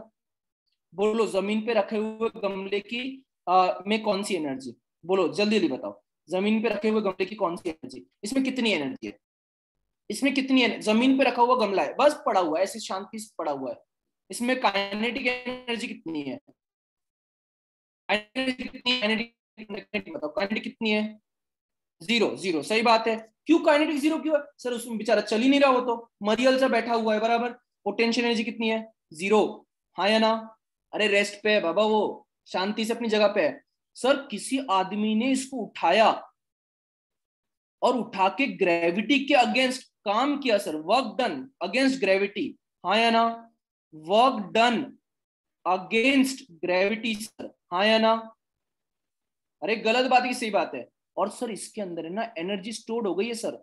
अब अगर किसी ने पहले मंजिले से इसका ऐसे यहां से गेट खोल दिया तो सीधा सुई किसी का सर फूटेगा सीधा, समझ रहे हो क्या। तो मतलब तुमने अपनी एनर्जी दी ना उसको ऊपर लेके जाने में, चलो भैया ऊपर चलो भैया, क्लियर। सर तो पर अभी भी तो ये रेस्ट पे है, अरे तो रेस्ट पे है तो क्या हुआ, उसके अंदर एनर्जी स्टोर्ड हो गई है, तुम जो लेकर गए थे उसको ऊपर, याद है। वो दिखा नहीं रहा अपनी एनर्जी पर स्टोर्ड है, हाँ या ना, स्टोर्ड है अंदर ही अंदर में। झूठ लगे तो क्या करना है, समझ रहे हो। अगर तुम्हारा सर फूटा तो समझ लेना एनर्जी स्टोर्ड थी, नहीं फूटा तो समझ लेना एनर्जी स्टोर्ड नहीं थी। सर गलत कंसेप्ट पढ़ा देते हैं। तो प्लीज जाके एक्सपेरिमेंट करिए, जब तक कि आप नहीं करोगे आपको समझ में नहीं आएगा दोस्तों, क्लियर है क्या। आप करके दिखाओ, मैं क्या करूँ, मेरे को पता है एनर्जी होती है उसमें, तुम करके दिखाओ, ठीक है। चलो हो सके तो प्लीज अपनी वीडियो अपलोड करिए यूट्यूब पे ऐसे करके, है ना, शेयर भी करिए, लाइक करिए उसको, बहुत अच्छा होगा, आपकी बहुत पॉपुलैरिटी बढ़ेगी, आप अच्छे से कर सकते हो, आई आई बिलीव आप कर सकते हो, ठीक है। बाय बाय, आस्ता ना विस्ता, अगली क्लास मैथ्स की है, 5 मिनट में चालू हो जाएगी, सर आ चुके हैं, हम मिलते हैं अगले क्लास में, टाटा अलविदा बाय बाय। सर जी क्या लिखा है, अगर सर जी पे अगर हम फोर्स 90 डिग्री पे लगाए तो बॉडी तो उठ ही जाएगी ना। हाँ अगर आप बॉडी पे फोर्स बेटा आप ऊपर पुल कर रहे हो ना उसको, तो यहाँ पे फोर्स इस डायरेक्शन में, इस तरफ ऐसा ऊपर जा रहा है, वो ऊपर जा रहा है ऊपर। सर हम पूरे प्लेनेट में सबसे ज्यादा एनर्जी किस फॉर्म में रिसीव करते हैं, दैट इज दी, है ना, हमारा सूर्य देव, है ना, सूर्य देव सबसे बड़ा एनर्जी का सोर्स होता है। सायोनारा बोलना भूल गया, अरे हाँ सायोनारा, बाय बाय। चलो आपकी मैथ्स की क्लास चालू होगी 10:35 पे, ठीक है। ओके आदित्य, क्लास के बाद कॉल कर लेना, कोई दिक्कत नहीं। हाँ।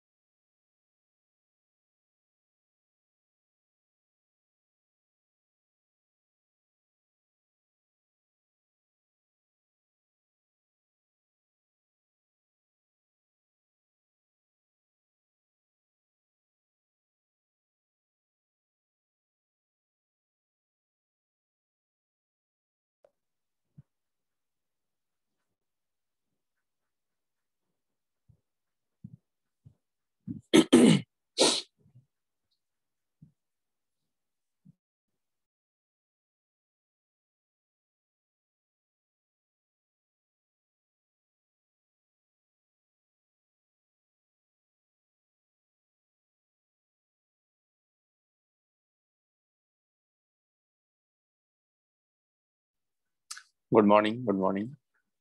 लोग पूछ रहे हैं आप कैसे हैं। ओके, कल सेकंड क्लास क्यों नहीं थी? अच्छा, कोई बात नहीं, रहेगी ना। किसी किस दिन कोई टेक्निकल इशू आ जाता है या फिर किसी फैकल्टी की क्लास होती है तो उनके पास कोई अर्जेंट आ जाता है उनकी फैमिली में, तो हम लोग क्लास शेड्यूल कर देते हैं। लेकिन उससे आपका कोई मेरी तबीयत कैसी है वैक्सीन लेने के बाद? ओके, मेरी तबीयत अब ठीक है। एक दिन के लिए फीवर चढ़ा था, बाकी कोई दिक्कत नहीं है ना। It's all right. Happy morning, good morning, good morning.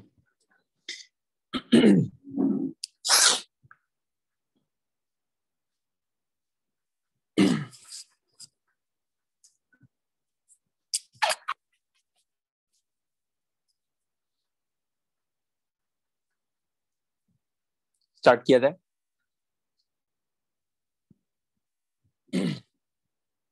आपने कौन सी वैक्सीन ली थी? वो दे रहे हैं, जो दे रहे हैं वही ले लो भाई। उसमें अपना उसमें अपना तो चलना नहीं है कुछ। कोविशील्ड दे रहे हैं, वही ले लेना जाके। कौन सी वैक्सीन ली थी? कोविशील्ड। रजिस्ट्रेशन कब से चालू होंगे? किस चीज की रजिस्ट्रेशन?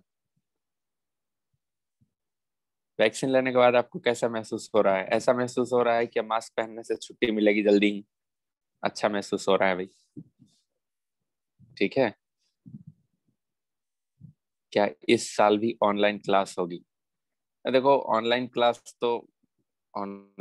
तो हो ही रही है ना। जब तक नहीं खुलेंगी चीजें तब तक हम लोग को ऑनलाइन ही पढ़ना है। घर बैठ के समय तो बर्बाद नहीं कर सकते, नहीं कर सकते ना। तो चलिए आ जाते हैं एक बहुत सिंपल से क्वेश्चन करने। हालांकि ये सबको जानकारी है कि ये क्वेश्चन कैसे करना है, लेकिन फिर भी हम लोग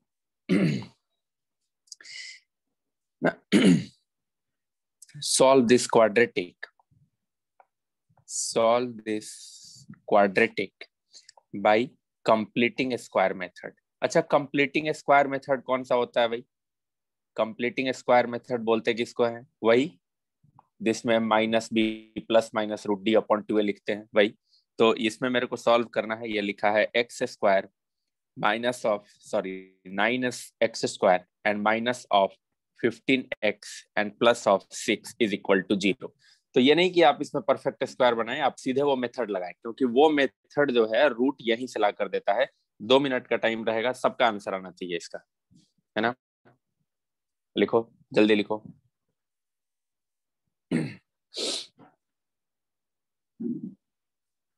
क्वाड्रेटिक फॉर्मूला ओनली, ओके।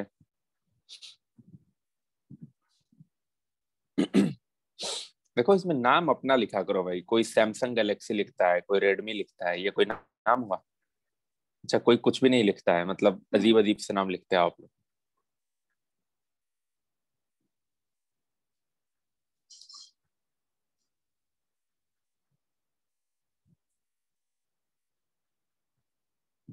देख लेते हैं। इसमें तो कुछ करना ही नहीं है। हम लोग समझ गए कि ए की जगह 9 है, बी की जगह -15 है और सी की जगह 6 है। हम लोग लिखेंगे x is equal to minus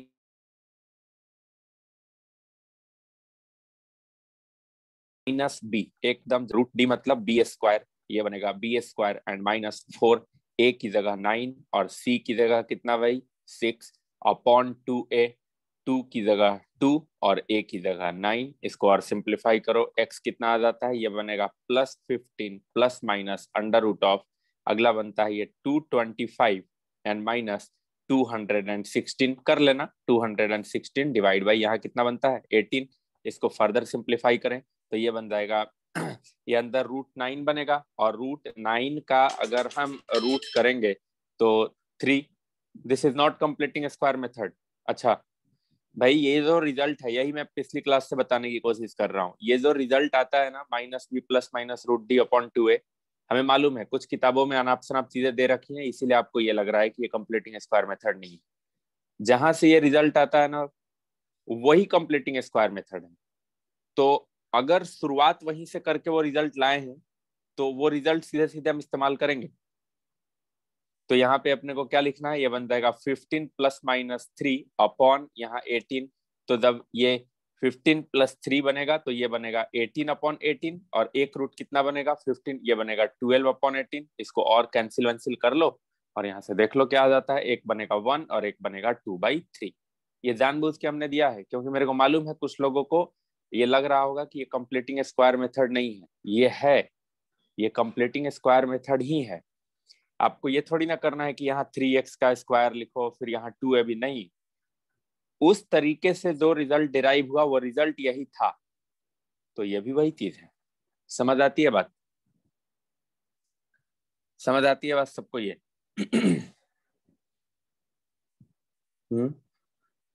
अगले पेज पे आया जाए। नोट हो गया सबका? समझ गया सर, बहुत अच्छे, सम्यक, गुड। चलिए एक और सवाल, हमें मालूम है ये भी आप लोग कर लेंगे, लेकिन फिर भी क्विकली के लिए एक हम लोग ये डिस्क्रिमिनेंट है, हाँ डिस्क्रिमिनेंट है भाई, -b plus minus root D upon 2a। Find k if the equation, कौन सी equation? X square plus 5kx and plus 16 is equal to 0 has no real roots, has no real roots, है ना। इसके लिए आपको के बताना है। इस सवाल पे भी 1 मिनट का समय रहेगा क्योंकि आसान है, कर लेंगे आप लोग। किसी का कहना है, आदित्य पूछते हैं sir any way to find whether a quadratic equation will need completing square method? और नहीं, देखिए रूट निकालने का दो देखो ये चीजें बताते हैं तो सुनो। जैसे यहाँ पे सब लोग 1 मिनट रुक के सुने। यहाँ हमने बताया था कि देखो जो फैक्टराइजेशन वाला मेथड है वो इस तरीके के इक्वेशन के लिए बहुत बढ़िया बैठता है, x minus 2 x minus 3 is equal to 0 वाला, है ना। लेकिन अगर मेरे एक क्वाड्रेटिक का रूट ऐसा हो 4 प्लस रूट 13/9, 4 माइनस रूट 13/9, तो यहाँ पे ये -b plus minus root D वाला मेथड ज्यादा अच्छा बैठेगा, क्योंकि ये फैक्टराइजेशन आपके समझ में नहीं आएगा। ये आसान वाले फैक्टराइजेशन आपसे जल्दी हो जाएंगे। समझ आई बात? दोनों मेथड का अपना अलग अलग इंपॉर्टेंस है। ऐसा नहीं है कि कोई ज्यादा प्रायोरिटी पे है मेरे लिए, कोई कम प्रायोरिटी पे है, दोनों एक जैसी प्रायोरिटी पे है। लेकिन मेरा सवाल भी तो होना चाहिए, क्या ये फैक्टराइजेशन आपको क्लिक करेगा? आपको लगता है कि 4 plus root 13/9 and 4 minus root 13/9 वाला क्लिक कर जाएगा? आपको नहीं करेगा। तो आखिर सवाल तो वो भी है ना मेरा, करना तो वो भी है मेरे को। तो क्या करेंगे उसके लिए? कंप्लीटिंग स्क्वायर मेथड यूज करेंगे, -b plus minus root D upon 2a वाला फॉर्मूला यूज करेंगे। आदित्य समझ आई बात? और बाकी लोगों को भी? तो हम लोगों को यहाँ पे क्या लिखना है कि डिस्क्रिमिनेंट क्या होना चाहिए? नेगेटिव होना चाहिए। लिखो भाई बी स्क्वायर 5k का whole square, b square minus 4a की जगह 1 और c की जगह 16 has to be less than 0।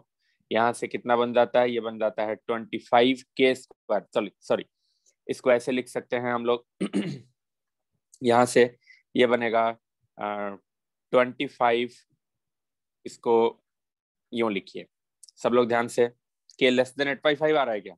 अच्छा ठीक है देख लेते हैं। इसको हम लिख सकते हैं 5k का होल स्क्वायर एंड माइनस ये बन जाएगा 8 का whole square is less than 0। अब आप मेरे को ये बताएं कि यहाँ से क्या बनेगा? यहाँ से बनेगा 5k minus 8 a square minus b square, ये बनेगा 5k plus 8 is less than 0। अब देखो इसको कैसे किया जाता है, सब लोग यहाँ ध्यान दो, सब लोग एक नई चीज सीखो भाई, नई चीज सीखो सब लोग। बिल्कुल अब लिखना बंद, किसी का भी आंसर पूरा सही नहीं है। सब लोग ध्यान से सुनो, ध्यान से सुनो क्या बोल रहे हैं। हमने बोला कि ये कब 0 होगा? ये तब 0 होगा जब k कितना हो जाएगा 8/5, और ये कब 0 होगा? जब k हो जाएगा -8/5। एक नंबर लाइन बनाइए, यहाँ पे -8/5 पीछे पड़ेगा और 8/5 जो है आगे पड़ेगा। इसके बाद इसको आप इस तरीके से डिजाइन बना दो, बना दिया गया। 8/5 से बड़ी वैल्यू, अच्छा 8/5 कितना है? 2 से छोटा है क्या? तो इससे बड़ा वैल्यू 2 रख सकते हैं, रखो। इसमें k इज इक्वल टू 2 रख के देखो, k इज इक्वल टू 2 रखो, ये कितना बनेगा? 10 माइनस 8, 10 माइनस 8 बनेगा 2, और k इज इक्वल टू 2 रख के देखो ये कितना बनता है? 10 प्लस ये 18। ये पॉजिटिव आ रहा है क्या? हमें क्या चाहिए? ये कब कब नेगेटिव होगा? इस दायरे में ध्यान से समझें क्या बताया जा रहा है, किस दायरे में बात हो रही है। यहाँ पे 8/5 से ये पहले हमने क्या किया? नंबर लाइन बना दिया। ये क्या पॉइंट है? ये वाला कौन सा पॉइंट है जहां पे ये पहला वाला रूट 0, पहला वाला ये ब्रैकेट 0 होता है? ये वाला कौन सा इंटरवल है जहां पे ये दूसरा वाला ब्रैकेट 0 होता है। हमने बोला 8/5 से बड़ी वैल्यू उठा के इस इक्वेशन में रखो, क्या आता है? पॉजिटिव आता है। तो इधर हम लोगों ने पॉजिटिव साइन भर दिया। अब बीच वाले हिस्से में आ जाओ। किस बीच वाले हिस्से में? इसमें। इसके बीच का कोई एक नंबर उठा के इसमें रखो। इसके बीच में 0 है क्या? हाँ, इसको वेविकर मेथड बोलते हैं, हम लोग ये भी कभी ना कभी सीखेंगे। तो इसके बीच में 0 है क्या कहीं? हाँ, तो 0 रखो इसमें। 0 रखने पे k इज इक्वल टू 0 रखने पे ये कितना बनेगा? -8 इंटू +8। ये नेगेटिव आ रहा है क्या? बिल्कुल। तो इस हिस्से में नेगेटिव साइन भर दो। इसी तरीके से -8/5 से छोटी वैल्यू उसमें उठा के रखना, ये पॉजिटिव बन जाएगा, तो इस हिस्से में पॉजिटिव साइन भर देना। ये क्या लिखा हम लोगों ने कि ये एक्सप्रेशन, कौन सा एक्सप्रेशन भाई? ये वाला एक्सप्रेशन जहां ग्रीन कलर से बता रहे हैं, ये वाला एक्सप्रेशन कब पॉजिटिव बनेगा कब नेगेटिव बनेगा हमने नंबर लाइन पे प्लॉट कर दिया। अभी मेरे को चाहिए कौन सा? यहाँ कौन सा सिंबल लगा है? कहाँ पे? यहाँ कौन सा सिंबल लगा है भाई? <<0 आप क्या चाहते हो कि एक्सप्रेशन नेगेटिव बने? ये एक्सप्रेशन नेगेटिव कब बनेगा? जब आप इस इंटरवल में रहोगे। तो आपका यहाँ पे फाइनल आंसर क्या लिखा जाना चाहिए? ये वाला पूरा इंटरवल, समझ आई बात? अब वो इंटरवल क्या है? k has to be less than 8/5 and k has to be greater than -8/5। समझ आई क्या बात सबको? ये समझ आया क्या सबको? तो इसको इनइक्वालिटी बोलते हैं, और ये जो तरीका है समझने का, इसको हम लोग वेविकर मेथड बोलते हैं। एक बार दोबारा सुन लो जिन लोगों को भी नहीं समझ आया। हमें मालूम है कुछ लोगों को नहीं समझ आया, कोई दिक्कत की बात नहीं है, ठीक है। लास्ट वाला पार्ट नहीं समझ में आया, ठीक है ठीक है ठीक है, समझ लीजिए समझ लीजिए। तो समझ लेते हैं यहाँ दोबारा। हम लोगों ने क्या किया कि d<0 किया, और d<0 करने में किसी को भी कोई दिक्कत नहीं है ना? सबको आता है ये d<0 करने। सब लोग यहाँ ध्यान से। तो ये बन गया 5k² - 8² इज <0। हम लोग बोलेंगे इसको लिखो a - b into a + b को नेगेटिव। तो यहाँ से मेरा ये टर्म, पहला टर्म कब 0 होगा? 8/5 पे। दूसरा कब होगा? -8/5 पे। हमने इसको नंबर लाइन पे बना लिया, ऐसे डिजाइन बना लिया। उसके बाद क्या बोल रहे हैं? 8/5 से बड़ी वैल्यू इसमें भरो, तो ये पॉजिटिव आता है, तो इधर प्लस साइन भर दो। इन दोनों के बीच की कोई वैल्यू उठा के k की इसमें रख दो, तो ये नेगेटिव आता है, तो इधर नेगेटिव साइन भर दो। फिर -8/5 से छोटी वैल्यू इसमें भर दो, तो ये पॉजिटिव बनता है, तो पॉजिटिव साइन भर दो। इसका मतलब होता है ना कि 8/5 से बड़ी वैल्यू के लिए ये एक्सप्रेशन हमेशा पॉजिटिव बनेगा, तो इसलिए आप इधर पॉजिटिव साइन भर देते हैं। अभी आपसे क्या पूछा गया है? ये कब <0 होगा? के की वो वैल्यू बताओ जब ये <0 होगा। तो हम लोग बोलेंगे कि इस -8/5 से +8/5 में ये <0 होता है, तो ये मेरा फाइनल आंसर हो जाएगा। -8/5 से 8/5। नहीं समझ आई क्या ये बात? आसान है सबके लिए? कशिश, नहीं समझ आई बात? चलो अगले पेज पे देखो। तो यहाँ हम लोग क्या बोल रहे हैं? ये बन गया 5k - 8। सब लोग फिर से देखो भाई, यहाँ बन गया 5k - 8 एंड इनटू यहाँ बन गया 5k + 8। और ये आपको क्या चाहिए? नेगेटिव कब होगा? नेगेटिव कब होगा उसको मारो गोली। पहले ये बताओ कि ये पॉजिटिव कब होगा। हमने क्या बोला कि देखो ये वाला हिस्सा कब 0 होता है? ये 0 कब होगा? जब k 8/5 हो जाएगा। तो k लिख लीजिए 8/5 नंबर लाइन पे। ये वाला हिस्सा कब 0 होगा? जब k कितना हो जाएगा? ये 0 कब होगा भाई? जब k कितना हो जाएगा? -8/5। ये बना लिया हम लोगों ने, ठीक है। 8/5 से बड़ी वैल्यू है ना, इसका मतलब क्या होता है? किसका मतलब? इधर वाले का मतलब है ना। जहाँ पे अभी रेड पेन से जहाँ लिख रहे हैं हम, वहां देखें आप। इसका मतलब क्या होता है कि अगर 8/5 से बड़ा होगा तब क्या होगा? रखो 8/5 से बड़ा वैल्यू 2 होता है ना, 2 रख दो इसमें, है ना। जब इसमें k इज इक्वल टू आप 2 रखेंगे तो ये कितना बनेगा? ये बन जाएगा k इज इक्वल टू 2 रखने पे ये बनेगा 10 - 8, और ये बन जाएगा 10 + 8। ये समझ आता है सबको? पॉजिटिव है तो हम लोग बोलेंगे इधर वाले हिस्से के लिए पॉजिटिव आता है, तो इधर पॉजिटिव साइन भर देंगे। अच्छा, इस हिस्से के लिए आ जाओ कहाँ पे, जहां हम येलो पेन लगा रहे हैं, -8/5 से +8/5 वाले हिस्से में। इसके बीच का कोई एक नंबर, मेरे को 0 पसंद है क्योंकि 0 है यहाँ पे, तो k इज इक्वल टू 0 रखो भाई। यहाँ k इज इक्वल टू 0 रखने पे कितना बनता है? -8 इंटू +8। तो ये हम लोग क्या देख पा रहे हैं? ये तो है ही नेगेटिव, तो इस दायरे में आके नेगेटिव साइन भर दो। अब आ जाओ जहाँ ग्रीन पेन लगा रहे हैं, इस हिस्से में जहाँ -8/5 से अगर छोटा है, तो अगर -8/5 -3 रख लेते हैं, है ना, -3 छोटा है इससे, तो k is equal to the -3 रखोगे आप, रखो यहाँ, तो ये बन जाएगा -15 -8, ये बन जाएगा -15 +8। तो इसको आप देखेंगे ये नेगेटिव और ये नेगेटिव मिलके आपस में क्या बनता है, पॉजिटिव बनता है। तो इस हिस्से में फिर से पॉजिटिव साइन भर लो। ये क्या लिखा आपने कि इधर पॉजिटिव बनेगा, इधर नेगेटिव, इधर पॉजिटिव, आपको चाहिए कौन सा, यहाँ ध्यान दो, यहाँ ध्यान दो, कहाँ पे, यहाँ ध्यान दो, क्या लिखा है, ये क्या लिखा है कि मेरे को नेगेटिव चाहिए। तो आपको तो इस हिस्से से मतलब है ना जहां पे वो नेगेटिव हो रहा है, तो आप क्या लिखेंगे, के को छोटा होना पड़ेगा 8/5 से, है ना। तो नेगेटिव चाहिए, तो नेगेटिव हो कहाँ रहा है, इसी दायरे में हो रहा है ना भाई, -8/5 से +8/5 में। तो के को छोटा होना पड़ेगा 8/5 से और बड़ा होना पड़ेगा -8/5 से। अब सबको क्लियर हुआ क्या, नहीं है तो पूछो। देखो ऐसा, देखिए एक बात समझिए, हम ऐसे भी तो कर सकते हैं, k² is less than equal to square. देखो एक बात आपको बताएं कि अगर कहीं, सब लोग एक बात समझो, जिसने लोगों का एक आंसर आया था केवल एक बात समझो, अगर आप कहीं लिखते हैं कि x² लेस देन 4², तो इसका मतलब ये नहीं होता x लेस देन 4, इसका मतलब केवल यही नहीं होता है। क्यों, x लेस देन 4, आपने बताओ एक बात समझो सब लोग, आपने बोल दिया कि x लेस देन 4 सही है, यहाँ पे सब लोग लिखना बाद में, पहले बात सुनो मेरी। ये आपने लिख के हमने आपको दे दिया और आपने देख के ब्लाइंडली ये लिख दिया। अब आप मेरे को बताओ, आप बोल रहे हो 4 से छोटी वैल्यू ले लो, चलो हमने आपको -5 पकड़ा दिया, 4 से छोटा तो है ना, सब लोग मानते हैं 4 से छोटा है ये वैल्यू, बहुत छोटा है 4 से, तो बहुत छोटा है। तो अगर छोटा है तो रखो यहाँ -5, ये कितना बन जाता है, -5 का whole square is less than 16, ये बन गया 25 इज लेस देन 16। गलत है या नहीं, तो x² इज लेस देन 4² को ऐसे लिखना गलत है। क्या किया जाएगा, क्या किया जाएगा फिर, ये ऐसे तो नहीं लिखा जाएगा, इसको यूं लिखा जाएगा। सब लोग ध्यान देते हैं कैसे लिखना है इसको, पहले इसको डिलीट करो भाई।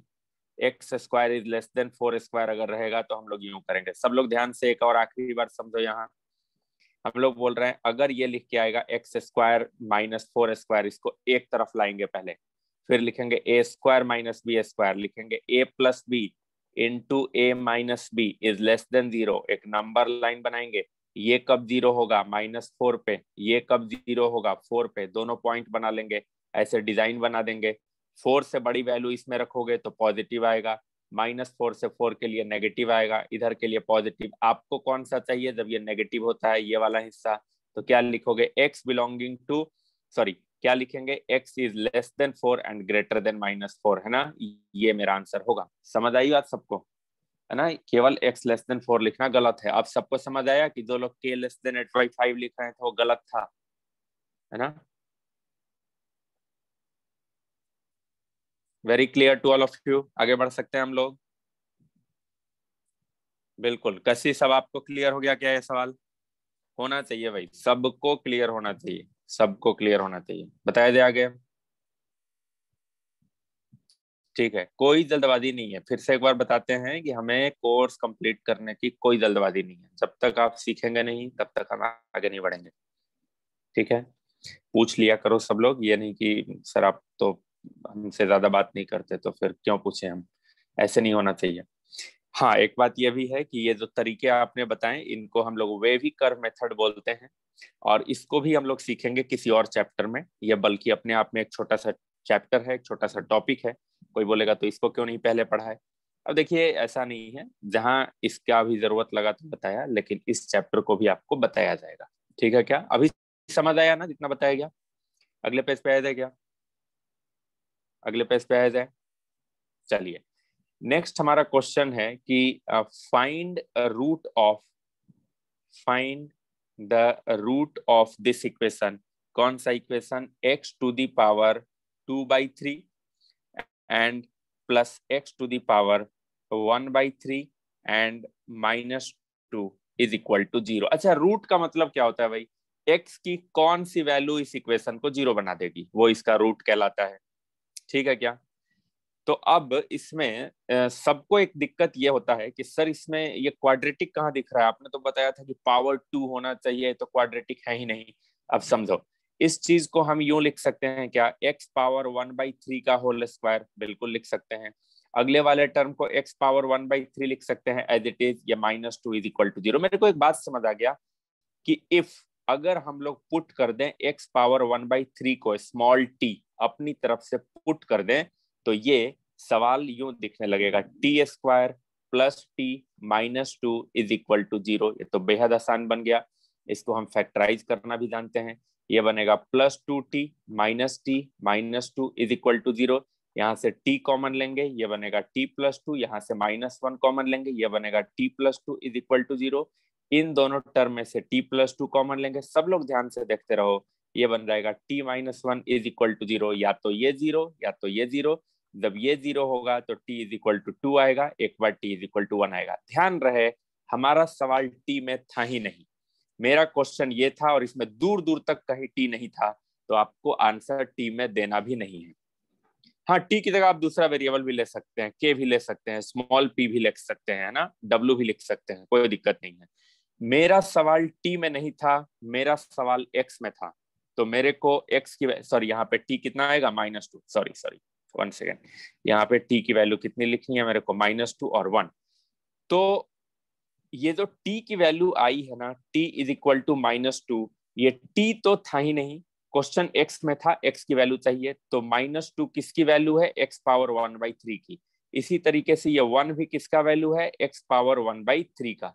अब दोनों तरफ आप क्यूब कर दीजिए, है ना, दोनों तरफ क्या करना है मेरे को, क्यूब करना है। तो इधर कितना बन जाएगा x, इधर कितना बनेगा -2 का होल क्यूब। तो x इज इक्वल टू कितना बन जाएगा, -8। एक तो x की ये वैल्यू हो गई, और दोनों तरफ यहाँ भी आपको क्या करना है, क्यूब करना है। तो x³ कितना आ जाएगा, सॉरी यहाँ से x कितना आ जाएगा, यहाँ पे ऐसे लिखना चाहिए मेरे को कि ये x कितना आ जाएगा, यहाँ से 1 आ जाएगा। तो हमारे पास जो रूट्स है ना, हम लोग को लिखना चाहिए रूट्स आर 1 एंड -8। सवाल मेरा टी में नहीं था, तो मेरा आंसर भी टी में नहीं चाहिए। आप में से ज्यादातर लोग क्या करते हैं, यही छोड़ते हो सवाल के, वहां देखो जहाँ रेड पेन लगा रहे हैं अभी, ये आप लोग यही छोड़ते हो, और वो भी ए ऑप्शन में। वो आपसे ज्यादा समझदार है, वो क्या करता है, ए ऑप्शन में यही लिख के देता है। आप जल्दी में हो, टिक करे, आगे बढ़ के। कितना नंबर मिला, -1, है ना। ये IIT का एग्जाम है, यहाँ 0 भी नहीं मिलता, यहाँ मिलता है -1। एक गलती पे -1 और एक सही पे +3। ठीक है क्या, तो इसीलिए कोई जल्दबाजी नहीं, अच्छे से लिखिए और पूछिए अगर कहीं कोई दिक्कत है तो।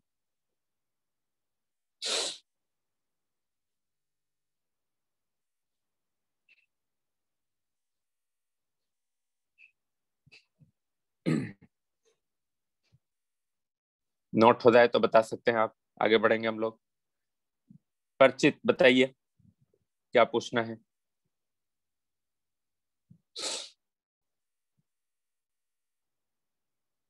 डन, सब क्लियर है, बहुत अच्छा। एक और बार बता दीजिए, ठीक है, सुन लेते हैं एक और बार। सब लोग देखो एक बार दोबारा, और इस बार ग्रीन कलर से मार्क करते हुए आगे बढ़ेंगे। मेरा सवाल ये था, है ना, सब लोग अब एक बार सुन लेते हैं आखिरी बार। मेरा सवाल ये था, क्या करना था भाई, इसमें करना ये था कि x की वैल्यू बताओ, इसका रूट बताना था। रूट का मतलब क्या होता है, x की वो वैल्यू बताइए आप जो इस इक्वेशन को 0 बना दे। हमने बोला ये तो पहली बात क्वाड्रेटिक दिख ही नहीं रहा है मेरे को, तो इसको हमने ऐसे लिखा, x पावर 1/3 का होल स्क्वायर, और इसको यू फॉर्मेट में हम लोगों ने लिख लिया। फिर बोला अब ठीक है, अगर x पावर 1/3 को आप t रखोगे तो ये इक्वेशन यू बनता हुआ दिखेगा, t² plus t -2 is equal to 0। अब ये मेरे लिए बेहद आसान सवाल है, इसको हमने फैक्टराइज किया, है ना, और लास्ट में क्यूब क्यों लगाया, चलो देखेंगे ना, अभी तो चलने दो, अभी तो लास्ट तक पहुंचने दो ना। तो यहां से आपने t की 2 वैल्यूज निकाली। फिर मेरे माइंड में आया भाई t की वैल्यूज से क्या होगा, t की वैल्यूज तो हमारे किसी काम की नहीं है, क्योंकि हमारा क्वेश्चन x में था, उसको x की वैल्यू चाहिए। सवाल देने वाले को ये थोड़ी ना मतलब है कि आपने t किसको माना है, उसको तो x की वैल्यू चाहिए। चलिए, जब t -2 होगा तो t वैल्यू किसकी थी, x पावर 1/3 की। x पावर 1/3 को ही t माने थे ना भाई, यहाँ देखो शुरुआत में x पावर 1/3 को ही t माने थे ना। तो आपको तो x चाहिए, दोनों तरफ क्यूब करो। तो इधर क्यूब कर दिया तो x आ गया, इधर -2 का क्यूब कर दिया तो -8 आ गया। x निकालना होता है ना भाई, जब अगर रूट पूछता है तो क्या पूछता है वो, x की कौन सी वैल्यू उस इक्वेशन को जीरो बनाएगी। ये थोड़ी ना x की कौन सी पावर 1/3 उसको जीरो बनाएगी, बिल्कुल नहीं। x का वैल्यू बताना होता है, तो वहां से क्यूब हटाना पड़ेगा कि नहीं हटाना पड़ेगा। बिल्कुल उसी तरीके से अगर x पावर 1/3 1 है, हम लोग बोलेंगे कि दोनों तरफ क्यूब कर दो ताकि x आ जाए, वो अलग बात है, 1 है तो फर्क नहीं पड़ा, लेकिन जो तरीका है वो तो करना ही है। तो यहाँ से मेरे पास वैल्यूज कौन सी आ गई, एक 1 और एक माइनस है। क्लियर है, सबको क्लियर है पूरा पूरा? समीक्षा क्लियर हुआ आपको? समीक्षा ओके ओके। 1/3 का क्यूब 1/27 आता है। अच्छा अच्छा। आयुष, ये तो आप डाउट पूछ रहे हो भाई, ये बताने में भी अच्छा नहीं लग रहा है, लेकिन बताएंगे आपको, ठीक है। बहुत बेसिक डाउट है, बहुत बेसिक।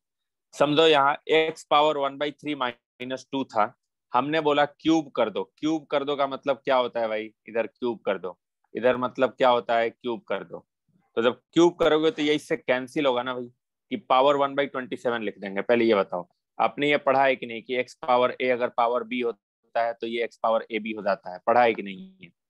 ये वही चीज है या नहीं? तो 1/27 क्यों बोल रहे हो आप? गलत है? गलत है, ठीक है, चलिए कोई बात नहीं। कंफ्यूजन है तो पूछना चाहिए, लेकिन थोड़ा सा ध्यान भी देना चाहिए। चलो अब फिर से एक बार फोकस्ड होकर हम लोग सुनते हैं, है ना, और सुनेंगे तो काम आएगा, क्योंकि उसी से रिलेटेड सवाल आएंगे। हम लोगों ने यहाँ तक पिछली क्लास में बात किया था कि अगर एक क्वाड्रेटिक इक्वेशन इस फॉर्म में होता है ax² + bx + c is equal to 0, where a is not equal to 0, and इसके रूट्स हैं अगर अल्फा और बीटा, है ना, अल्फा और बीटा इसके रूट्स हैं, तो अल्फा की वैल्यू हम लोग लिख पा रहे थे -b प्लस √d/2a, है ना, और बीटा की वैल्यू हम लोग लिख पा रहे थे -b माइनस √2a। सब लोग कोई अभी डाउट मत पूछना, सब लोग अभी सुन लेना, ठीक है क्या? हम लोग यहाँ पे एक चीज तो हम लोगों ने पिछली क्लास में बात करा था कि अगर ये डी पॉजिटिव हो गया तो रूट के अंदर पॉजिटिव चीज, मतलब बढ़िया बढ़िया रियल नंबर, और डी अगर 0 हो गया तो रूट गायब, तो -b/2 है, -b/2 है, बहुत बढ़िया। अगर रूट के अंदर नेगेटिव हो गया, मतलब डी नेगेटिव हो गया, तो रूट के अंदर नेगेटिव मतलब गलत गलत, मतलब कॉम्प्लेक्स क्वांटिटी, मतलब इमेजिनरी नंबर, मतलब रियल नंबर नहीं, तो ठीक है, वहां से रियल रूट नहीं आता था, ठीक है, अच्छी बात है। अब ध्यान से सुनो, अभी हम लोग क्या बोल रहे हैं, एक एक चीज इंपॉर्टेंट है। ये नहीं कि सर अभी तो हम सुन ही नहीं रहे थे, अभी तो हम डाउट लिखने में लगे हुए थे, नहीं। हम लोगों ने यहाँ क्या बोल दिया, a,b,c are belonging to Q. Q क्या होता है भाई, अगर सबको याद हो तो बढ़िया बात है, नहीं याद है तो बता देते हैं। क्यू जो है रेशनल नंबर का एक सिंबल होता है ना। तो एबीसी है क्या, basically coefficient of x², coefficient of x and coefficient नहीं, कांस्टेंट टर्म बोलते हैं उसको, ठीक है क्या? एबीसी अगर रेशनल नंबर है ना, और हम चाहते हैं कि अब देखो ये जो रूट के अंदर डी है वो डी पॉजिटिव, बिल्कुल, लेकिन डी कई सारी वैल्यूज ले सकता है, डी 11 भी हो सकता है, तो उस वक्त क्या बनेगा, √11। लेकिन √11 तो परफेक्ट स्क्वायर नहीं है, वो तो रूट को रखेगा बचा के। लेकिन अगर उसी रूट के अंदर 16 बन गया, √16, समझो यहाँ अगर √11 आ गया तो ये तो √11 ही रहेगा, लेकिन √16 अगर आ गया तो ये तो 4 हो जाएगा। ओके ओके ओके, तो मतलब ये है कि अगर रूट के अंदर परफेक्ट स्क्वायर आ गया, है ना, ये जो डी है, जो रूट के अंदर डी पड़ रहा है, अगर वो परफेक्ट स्क्वायर हो गया तो इस रूट को खत्म कर देगा, बहुत बढ़िया, इस रूट को भी खत्म कर देगा। और अगर रूट खत्म हो गया तो इस इक्वेशन में हम लोग यहाँ पे क्या लिखना चाहते हैं कि अगर d इज परफेक्ट स्क्वायर, सब लोग यहाँ सुने, d अगर परफेक्ट स्क्वायर है तो उस वक्त मेरा जो रूट बनेगा वो रेशनल बनेगा। क्यों रेशनल बनेगा, एक बार समझो, हम लोग को यहाँ पे लिखना है कि roots will be rational and different, roots will be rational and different, roots will be rational and different. ठीक, अब क्या मतलब हुआ इसका, जैसे इस बात को समझें, एक एग्जाम्पल उठा लो भाई।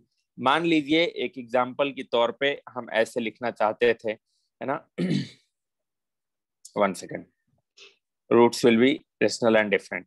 हम इस तरीके से लिखना चाहते थे कि ये बन गया -2 प्लस √9/2, एक बन गया -2 माइनस √9/2, ऐसे। तो ये √9 कितना होता है भाई, 3। ये बन गया -2 प्लस 3/2, ये बन गया -2 माइनस 3/2। तो ये दोनों रेशनल नंबर है क्या? बिल्कुल रेशनल नंबर है। तो कोई बोलेगा कि अच्छा, तो इसमें एबीसी का रेशनल होना क्यों जरूरी था? बिल्कुल जरूरी था। क्यों? मान लो अगर ए खुद इरेशनल हो गया तो आप डी को परफेक्ट स्क्वायर भी कर लेते। समझो यहाँ ये क्यों जरूरी बोला हमने। मान लीजिए मेरा इक्वेशन जो है, ए खुद अगर मेरा √2 होता और इस तरीके का इक्वेशन बन जाता, ये बन जाता -3 प्लस √9 अपॉन, यहाँ बन गया √2, और ये बन जाता -3 एंड प्लस √9 अपॉन √2। तो क्या ये डी का परफेक्ट स्क्वायर होना भी, डी कितना है, 9 है, तो डी परफेक्ट स्क्वायर है, तो ये रूट को खत्म करेगा। बिल्कुल करेगा, करो जरा। ये बन जाएगा 0 और ये बन जाएगा -3 एंड सॉरी, यहाँ पे एक जगह माइनस लिखना चाहिए मेरे को, एक जगह यहाँ प्लस लिखना चाहिए, ठीक है क्या? तो यहाँ बन जाएगा माइनस, ये बन जाएगा -6, हम लिखना चाहते हैं यहाँ, ये बनेगा -6 अपॉन √2। देखो ये अभी भी इरेशनल है। तो अगर आप रूट्स को रेशनल करना चाहते हैं तो सारे कोफिशिएंट्स तो रेशनल होने ही चाहिए, सारे कोफिशिएंट्स तो रेशनल होने ही चाहिए। क्यों? क्योंकि कोफिशिएंट अगर रेशनल नहीं हुआ, ठीक है क्या, जैसे ए इरेशनल हो गया तो डी परफेक्ट स्क्वायर हो के भी कुछ नहीं हासिल करा पाएगा आपको, रूट्स रेशनल नहीं आ पाएंगे। तो इसीलिए किसी को ये नहीं लगना चाहिए कि सर ये वाला तो फालतू में कंडीशन लिखा है ना आपने, बिल्कुल नहीं। ए बी सी सबका रेशनल होना पहले जरूरी है, और उसके बाद अगर डी परफेक्ट स्क्वायर हो गया तब रूट्स रेशनल और डिफरेंट होंगे। समझ आती है ये बात सबको? समझ आती है ये बात सबको? समझ आया क्या क्या बोला हमने? नहीं? इसको लिखो और जिसको जिसको नहीं समझ आया पूछो। कॉन्जुगेट करना चाहिए, बिल्कुल उस बारे में भी बात करेंगे, सम्यक उस बारे में भी बात करेंगे। पहले इसको नोट कीजिए and ask if anything is problem. यहाँ हम लोग क्या बोलना चाह रहे हैं, बड़ी सिंपल सी बात, सब लोग ध्यान से सुन लो एक बार और। रेशनलाइज वगैरह हटाओ भाई, क्या रेशनलाइज? रेशनलाइज नीचे √2 करोगे फिर ऊपर √2 पहुंचेगा, क्या मतलब हुआ इसका? मान लो यहाँ कोई बोलता है हम √2 से ऊपर नीचे, तो फिर √2 ऊपर पहुंचेगा, फिर इरेशनल हो गया। हम लोगों ने क्या बोला कि एक क्वाड्रेटिक जो कि आपको गिवन है, ध्यान से सुनो, एक क्वाड्रेटिक जो कि आपको गिवन है, शुरुआत से पहले सुन लो फिर लिखना। तो उसका रूट क्या होता है? एक तो ये अल्फा होता है, एक ये बीटा होता है, ये मेरे को रटा हुआ है। फिर हमने क्या बोला, अगर ए बी सी इसके जो कोफिशिएंट्स हैं ये सब के सब अगर रेशनल नंबर हैं तो, और at the same time D perfect square है तो रूट्स जो हैं उस वक्त रेशनल होंगे, क्योंकि डी जो है अगर परफेक्ट स्क्वायर हो गया तो उस रूट को खत्म करेगा, रूट्स रेशनल और डिफरेंट होंगे। हमने यहाँ एग्जांपल लेकर भी देखा। फिर हमने बोला कि देखो ये जो फिर हमने क्या बोला कि यहाँ पे जो भी लिखा हुआ है ये वाला, इसमें अगर हम a को √2 ले लेते, है ना, या फिर अगर हमारा कोई एक कोफिशिएंट अगर इरेशनल हो जाता, रेशनल नहीं होता, तो डी परफेक्ट स्क्वायर होते हुए भी, डी कितना है यहाँ पे, डी 9 है, डी परफेक्ट स्क्वायर होते हुए भी इरेशनल रूट ही लेकर आएगा। तो अगर आपको रेशनल रूट चाहिए तो सारे कोफिशिएंट्स का रेशनल होना और डी का परफेक्ट स्क्वायर होना दोनों एक साथ जरूरी है। समझ आई क्या बात? समझ आया क्या सबको क्या बोला हमने यहाँ? अभी भी किसी को दिक्कत है? भाई नहीं समझ आ रहा है तो पूछो, ठीक है क्या? से हाथ पे हाथ धरने से नहीं करने का काम, इसको लिखिए और पूछिए भी।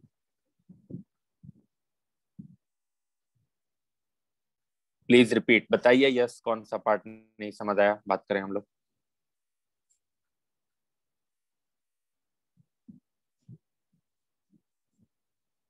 बताओ भाई कौन सा पार्ट नहीं समझे।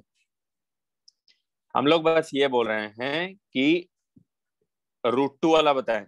अच्छा चलो यहाँ टॉप में देखो भाई, यहाँ जहां बता रहे हैं यहाँ देखो, मान लो ये बन गया -6 अपॉन √2। आप बोल रहे हो रेशनलाइज कर लो, कर लिया, √2 मल्टीप्लाई कर लिया, क्या बन गया ये बन गया -3 √2। क्या ये इरेशनल नहीं है क्या? अभी भी है ना इरेशनल। तो रेशनलाइज करने से क्या इरेशनल से रेशनल बनता है क्या? नहीं। रेशनलाइज करने से क्या होता है, याद करो, डिनोमिनेटर टर्म से इरेशनल क्वांटिटी हट जाता है। ठीक है क्या? दीक्षा पूछ रही हैं कि is this condition for rational roots? बिल्कुल, ये रेशनल रूट्स की कंडीशन है। क्या होना चाहिए? सारा कोफिशिएंट रेशनल होना चाहिए and at the same time discriminant क्या होना चाहिए? परफेक्ट स्क्वायर होना चाहिए। अभी भी किसी को दिक्कत कोई? अभी भी किसी को कोई दिक्कत?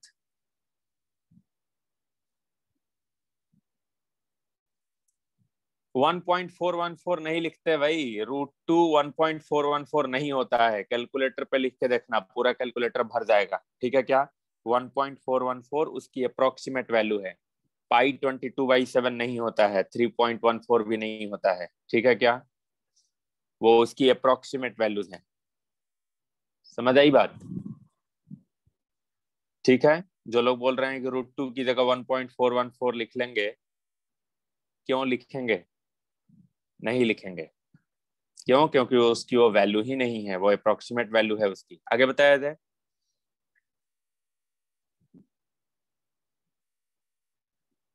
आगे बताया जाए क्या? चलो एक और इम्पोर्टेंट बात पे आते हैं। हम लोग यहाँ पे क्या बोल रहे थे कि एक रूट मेरा बनेगा, अल्फा बनेगा -b/2a, एक बन जाएगा +√d/2a, एक बनेगा मेरा रूट -b/2a और एक बन जाएगा -√d/2a। अच्छा, इस वाले क्वांटिटी को अगर हम यहाँ p लिख दें और इसको अगर q लिख दें तो इससे ये क्या बन जाएगा? चलो इसको ऐसे ना लिख के हम लोग ये समझें कि अगर इसको यूं लिखा जाए, ठीक है ना, कि इस रूट वाले क्वांटिटी को अगर हम लोग ऐसे लिखना चाहते हैं, पहला वाला टर्म ये लिखना चाहते हैं, अल्फा जो है ना, p + √q लिखना चाहते हैं। ठीक है क्या? इस पूरे को, इसको हम √q लिखना चाहते हैं, लिख लेंगे। तो यहाँ पे जो चीज यहाँ लिखा था यहाँ भी वही चीज लिखी हुई थी। अंतर क्या है? एक माइनस साइन का। तो बीटा कितना बन जाएगा? ये बनेगा p - √q। तो हम लोग यहाँ पे क्या बोलना चाहते हैं कि जो इरेशनल रूट्स होंगे, है ना, इरेशनल रूट्स, यहाँ पे ये रूट कब बचा रह जाएगा, है ना? यहाँ पे ये बताओ आप कि रूट कब बचा रहेगा? जब डिस्क्रिमिनेंट नेगेटिव होगा। हम लोग लिखना चाहते हैं in case of irrational roots, जब इरेशनल रूट की बात आएगी, in case of irrational roots they occur in pair of conjugate, they occur in pair of conjugate, they occur in pair of conjugate। ठीक है क्या? पेयर ऑफ कॉन्जुगेट किसको बोलते हैं भाई? ये पेयर ऑफ कॉन्जुगेट क्या है? 2 + √3 का पेयर ऑफ कॉन्जुगेट क्या होता है? 2 - √3। अच्छा, ये वाला काम हम लोगों ने खूब किया है। कब किया है? जब हम लोग रेशनलाइज करना सीख रहे थे, है ना, उसके कॉन्जुगेट से ऊपर नीचे मल्टीप्लाई करते थे। तो कॉन्जुगेट वर्ड का मतलब मेरे को मालूम है ना। तो अब देखो इसमें गलती क्या हो जाती है कि आप ये समझने लगते हैं कि ये समझने लग जाते हैं कि √3 + 2 और √3 - 2 पेयर ऑफ कॉन्जुगेट है। नहीं, बिल्कुल नहीं। ध्यान दो, रूट के सामने वाला साइन बदल रहा है भाई। यहाँ ध्यान दो, शुरुआत में सब लोग साइन ध्यान दो। जो रूट आया है वो यहाँ आया है, और साइन कहाँ के सामने का बदल रहा है? रूट के सामने का। तो आपको भी रूट के सामने का साइन बदलना है। ये नहीं कि पी के सामने का साइन बदल दिया और क्यू के सामने, √q के सामने का साइन ही नहीं बदला। तो हम लोग यहाँ क्या बोलना चाहते हैं कि अगर इरेशनल रूट्स एग्जिस्ट करेंगे, अगर इरेशनल, यहाँ क्या लिखा है हम लोगों ने, पूरा चीज लिखना सब लोग, आधा अधूरा बात नहीं। In case of irrational roots they occur in pair of conjugate, वो पेयर ऑफ कॉन्जुगेट में अकर करेंगे। और अगर रेशनल रूट हैं तो वो किसी भी तरह के हो सकते हैं, 0 और 3 भी हो सकता है। जैसे अगर हम लोग देखें पिछले ही पेज पे, आप यहाँ पे देखो, यहाँ नीचे में एक रूट कितना है? 0 है। एक रूट कितना है? -6/√2 है। ठीक है क्या? तो यहाँ पे हम लोग क्या देखना चाहते हैं कि इरेशनल रूट्स जो होंगे वो पेयर ऑफ कॉन्जुगेट में अकर करेंगे। तो यहाँ से इस तरीके का सिचुएशन बनता हुआ मेरे को दिखेगा। समझ आई क्या बात? अच्छा, ये भी बात केवल तब है, ये सब केवल तब का डिस्कशन हो रहा है if A, B and C belongs to rational number। है ना। देखो सबको लगेगा कि आज का क्लास बहुत हेवी हो गया सर, लेकिन देखो जब तक आप कॉन्सेप्ट नहीं सीखेंगे तब तक सवाल करने का कोई विशेष मतलब नहीं है। हम लोग यहाँ क्या बोल रहे हैं, अगर एबीसी रेशनल नंबर हो गए तो एक रूट अल्फा एक रूट बीटा, इसको आप p प्लस रूट क्यू, इसको p माइनस रूट क्यू लिखेंगे। तो जो इरेशनल रूट्स होंगे आपके वो पेयर ऑफ कॉन्जुगेट में आकर करेंगे। पेयर ऑफ कॉन्जुगेट किसको बोलते हैं, अगर कहीं आपने लिखा है a प्लस रूट बी तो इसका पेयर ऑफ कॉन्जुगेट कितना बनता है, a माइनस रूट बी। इसका मतलब क्या होता है कि इन दोनों को आपस में मल्टीप्लाई करोगे ना तो रूट वाला टर्म खत्म हो जाएगा, a प्लस रूट बी। ये क्या बनेगा, a square minus root b का स्क्वायर। तो इन दोनों का आपस में मल्टीप्लीकेशन कितना बनेगा बताओ मेरे को जरा, ये बनेगा a square minus b. Root खत्म हो गया क्या। अच्छा ये भूल क्यों रहे हैं आप लोग, ये तो हमने पहले ही बताया है। ये तो हम लोग जब रेशनलाइज करना सीख रहे थे तभी ये सब डिस्कस किया हम लोगों ने कि इसका कॉन्जुगेट क्या होता है। ठीक है, तो यहाँ पे आधी अधूरी बात नहीं, ये नहीं कि sir irrational root pair of conjugate में। अब देखो एक चीज मेरे को जानना है जो कि आप में से बहुत लोगों ने ध्यान नहीं दिया, पूछा भी नहीं किसी ने, लेकिन हम उस पर आएंगे। अभी हम लोग क्या बोल रहे थे कि irrational root pair of conjugate में आकर करेगा। अब यहाँ देखो ये आखिरी वाला एग्जांपल, कौन सा एग्जांपल भाई, यहाँ पे जहाँ नीचे दिखा सबको, एक रूट कितना आया है भाई, 0 आया है। एक रूट कितना है, -6/√2। कोई बोलेगा अब बताओ जरा, आपका एक रूट तो इरेशनल आ गया, एक तो 0 आ गया, 0 तो रेशनल होता है, तो फिर आप बता कैसे रहे हो। देखो इस एग्जाम्पल में हमने ए मतलब कॉफिशिएंट, क्या रेशनल नंबर लिया है, क्या नहीं लिया है। 2a की जगह हमने √2 लिखा है, तो क्या ए रेशनल रहा होगा, क्या नहीं। तो अगर कॉफिशिएंट्स रेशनल नहीं है तब कुछ और हो सकता है, लेकिन ये जो हम लोग डिस्कशन कर रहे हैं यहाँ पे सबसे पहले हमने क्या लिखा है कि कॉफिशिएंट्स का रेशनल होना जरूरी है। अब सबको बारीकी समझ आना चाहिए कि छोटी से छोटी चीज कितनी इंपॉर्टेंट है। पहले कॉफिशिएंट्स का रियल होना, रेशनल होना जरूरी है। कॉफिशिएंट्स अगर रेशनल होंगे तभी irrational roots pair of conjugate में आकर करेंगे। अगर कॉफिशिएंट्स रेशनल नहीं है तो ऐसा भी हो सकता है जैसा कि पिछले पन्ने पे हुआ कि एक रूट मेरा 0 आ गया जो कि एक रेशनल नंबर है, एक रूट मेरा -6/√2 आ गया जो कि अपने आप में एक इरेशनल नंबर है। समझ आया क्या सबको अच्छे से, पूरा बात क्या बताने की कोशिश है यहाँ, समझ आया सबको, कोई दिक्कत। सिर्फ दो ही लोग बोल रहे हैं यार, एक सम्यक का मैसेज आ रहा है, एक युक्ता का मैसेज आ रहा है। चलिए ठीक है ठीक है, इन चीजों को आप अच्छे से लिख लिए सब लोग। नेक्स्ट पेज पे आया जाए, नेक्स्ट पेज पे आया जाए, लिख चुके सब लोग, ठीक है बहुत बढ़िया। तो बात ये रहा कि अगर मेरे को एक रूट कोई बता देगा, जैसे इस तरीके का हम लोग समझें कि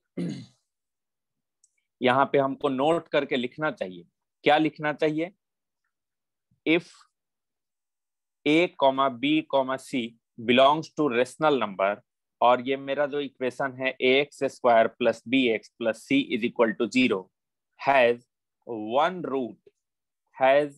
one root alpha plus root beta, then other root is alpha minus root beta. इसमें हम क्या बता रहे हैं आपको कि अगर एक एक छोटी से छोटी चीज इंपॉर्टेंट, अगर कॉफिशिएंट्स क्या हैं, रेशनल नंबर हैं, और इस इक्वेशन का एक रूट अगर अल्फा प्लस रूट बीटा है मतलब इरेशनल क्वांटिटी है, तो दूसरा रूट बताने की जरूरत नहीं है, वो निश्चित रूप से अल्फा माइनस रूट बीटा ही होगा। समझ आई ये बात सबको कि अगर एक root alpha plus root beta है तो दूसरा रूट बताने की भी जरूरत नहीं है, वो अल्फा माइनस रूट बीटा ही होगा। Is this clear. ये पिछले पेज पे जो भी बताया गया उसी का ये कंक्लूजन, ठीक है क्या, क्लियर, ठीक है। एक और चीज समझे हम लोग यहाँ पे, सब लोग यहाँ ध्यान दो। देखो ऐसा नहीं लगना चाहिए कि सर बहुत मुश्किल चीजें आप पढ़ा रहे हो। आप मुश्किल एग्जाम की तैयारी कर रहे हो तो थोड़ा थोड़ा मुश्किल सीखना ही पड़ेगा, है ना, थोड़ा थोड़ा मुश्किल सीखना ही पड़ेगा। क्योंकि मजे मजे अगर क्वेश्चंस करते रहेंगे केवल, तो फिर हम बोर्ड एग्जाम ही पास कर पाएंगे। ठीक, चलिए, हाँ फैक्टर थ्योरम से भी प्रूफ कर सकते हैं। अभी हम लोग एक और चीज पे आ जाते हैं कि इफ, सब लोग यहाँ ध्यान से, if alpha comma beta be the root of this quadratic a x square plus b x and plus c is equal to 0, और हम लोग यहाँ पे एस जो है सम ऑफ रूट लिख रहे हैं अल्फा प्लस बीटा, है ना, एंड पी जो है कैपिटल पी लिख रहे हैं हम लोग product of root alpha into beta. अच्छा, जब भी एक क्वाड्रेटिक आप लिखते हैं तो इसको आप कैसे लिखते हैं? कोई भी क्वाड्रेटिक आप यूं लिखते हैं, एनी क्वाड्रेटिक अगर उसका रूट अल्फा बीटा है तो आप ये लिखते हैं के टाइम्स, ये बन जाएगा x minus alpha into x minus beta. अच्छा, ऐसे लिखते हो तभी तो इसके बाद आप जीरो बोलते हो तो बोलते हो कि ये भी टर्म जीरो, ये भी जीरो, तो यहाँ से अल्फा आता है, यहाँ से बीटा आता है। कोई बोलेगा ये के क्या कर रहा है भाई? देखिए, अगर आप के नहीं लिखेंगे, सब लोग ध्यान से सुन लो, ये के क्यों लिखा जाता है। अगर आप के नहीं लिखेंगे तो इसका मतलब यहाँ एक्स एक्स से मल्टीप्लाई होके हमेशा एक्स स्क्वायर बनेगा, और कॉफिशिएंट कितना आएगा उसका? 1 आएगा। तो आप ये मान के चल रहे हो कि एक्स स्क्वायर का कॉफिशिएंट हमेशा 1 होगा। क्या ऐसा जरूरी है क्या कि एक्स स्क्वायर का कॉफिशिएंट हमेशा 1 हो? नहीं, बिल्कुल जरूरी नहीं है। तो एक्स स्क्वायर का कॉफिशिएंट 5 कैसे होगा? यहाँ जब आप के लिख के दर्शाओगे तब होगा। तो हम लोग इस के को लिखने से कोई दिक्कत भी नहीं है हमें, ठीक है क्या? हमें तो रूट यहीं से आते हैं। तो हम लोग इसको, अगर इसको सिंप्लीफाई करें तो ये मेरा अगर क्वाड्रेटिक का रूट अल्फा बीटा है तो ऐसे लिखा जाता है, लेकिन मेरा ओरिजिनल क्वाड्रेटिक कैसा था? ये था a x square plus b x and plus c. हाँ, के इज रियल कांस्टेंट, बिल्कुल यहाँ पे हम लोग लिख रहे हैं के इज सम कांस्टेंट क्वांटिटी। अब इसको थोड़ा हम एलएचएस वाले पार्ट को सिंप्लीफाई करें, जरा इसको सिंप्लीफाई करो। ये बनेगा एक्स स्क्वायर, ये बनेगा minus times alpha plus beta x, और ये बन जाएगा प्लस बीटा इंटू अल्फा। बनेगा क्या? ये मल्टीप्लीकेशन करने आता है सबको। अच्छा, अब हम बोलेंगे जब कंपेयर करना है, सब लोग ध्यान से देखते रहो, एक जाना पहचाना रिजल्ट आएगा जो आप पहले से जानते हो। हम लोग बोलेंगे देखो भाई, यहाँ पे आपने एक्स स्क्वायर का कॉफिशिएंट 1 बनाने के लिए के कॉमन ले लिया, यहाँ भी ए कॉमन ले लो जरा। ए कॉमन लोगे, ये बन जाएगा एक्स स्क्वायर, ये बन जाएगा बी अपॉन ए एक्स, और ये बन जाएगा सी अपॉन ए। अब मेरे को समझ आया कि एक्स स्क्वायर वाला एक्स स्क्वायर के बराबर है, ठीक है। यहाँ से माइनस अल्फा प्लस बीटा कितना? बी बाई ए के। तो हम लोग क्या लिखने वाले हैं? सब लोग ध्यान से, माइनस अल्फा प्लस बीटा कितना? बी बाई ए के। अगर हम इसी बात को लिखना चाहें, अल्फा प्लस बीटा कितना? माइनस बी बाई ए, है या नहीं? इसी तरीके से जब आप अल्फा बीटा का कंपैरिजन करेंगे यहाँ से, तो अल्फा इंटू बीटा कितना भाई? सी अपॉन ए। तो ये आपको अब रट जाना चाहिए कि एक इक्वेशन जो a x square plus b x plus c is equal to 0 अगर लिखा होता है, इसका रूट अल्फा बीटा होता है, तो sum of root minus b by a और product of root c by a होता है। काफी क्लियर है क्या सबको? क्लियर है सभी को? क्लियर है, बहुत अच्छी बात है।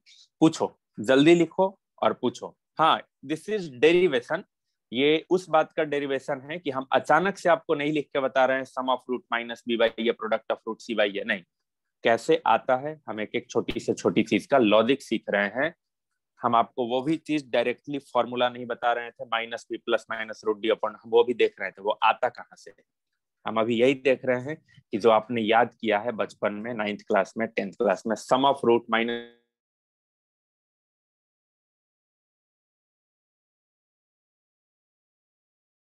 B by a product of root c by a, वो एक्ट है। काफी क्लियर सबको? तो एक बात मेरे को समझ आ गया कि भाई अगर आप इस चीज को देखो, किस चीज को, यहाँ पे इस वाले इक्वेशन को जहां रेड पेन से मार्क कर रहे हैं हम, इसको अगर आप देखें तो ये क्या लिखा हुआ है? ये लिखा हुआ है के टाइम्स, यहाँ लिखा हुआ है x square and minus sum of root, minus sum of root को एस लिख लिया and plus product of root p. तो एक क्वाड्रेटिक इक्वेशन का अगर मेरे को सम ऑफ रूट और प्रोडक्ट ऑफ रूट मालूम है तो हम सीधे सीधे वो क्वाड्रेटिक इक्वेशन लिख सकते हैं, है या नहीं? लिख सकते हैं या नहीं? तो हम लोग लिखेंगे कि the quadratic equation can be written as x square minus s x, s मतलब सम ऑफ रूट, पी मतलब प्रोडक्ट ऑफ रूट। ठीक है क्या? तो ऐसे अगले पेज पे आया जाए क्या? नोट हो गया हो सबका? तो नेक्स्ट पेज पे आए। श्रेय कौशिक, क्या पूछना चाहते हो भाई? बिल्कुल, इसकी हेल्प से हम क्वाड्रेटिक इक्वेशन निकालेंगे। अभी तक क्या कर रहे थे हम लोग, चलो यहाँ समझो, है ना। हमारा क्वेश्चन ये है कि find a quadratic whose roots are, find a quadratic whose roots are -3 and 2। तो कोई बोलेगा कि देखो भाई इसमें क्या दिया है आपको, अल्फा दिया है, अल्फा कितना -3, बीटा कितना 2, सम ऑफ रूट निकालो, है ना। अल्फा प्लस बीटा, इसको हम लोग क्या बोलते हैं, सम ऑफ रूट एस, ये कितना बनेगा -1। फिर प्रोडक्ट ऑफ रूट निकालो, पी अल्फा इंटू बीटा, ये कितना बनेगा -6। हम लोग क्या लिखेंगे, x² minus SX plus p is equal to 0। रट जाना चाहिए, सबको एकदम रट जाना चाहिए। लिख लो यहाँ वैल्यू, ये बन जाएगा x² माइनस एस की जगह कितना -1x, p की जगह कितना -6 इज इक्वल टू 0। अब हम लोग क्या कर रहे हैं, अब आप हमको रूट दे रहे हो तो हम क्वाड्रेटिक निकाल के बता रहे हैं। पहले क्या करते थे, आप क्वाड्रेटिक देते थे तो हम रूट निकाल के बताते थे। आसान है क्या ये सवाल, हो जाएगा आपसे, हो जाएगा,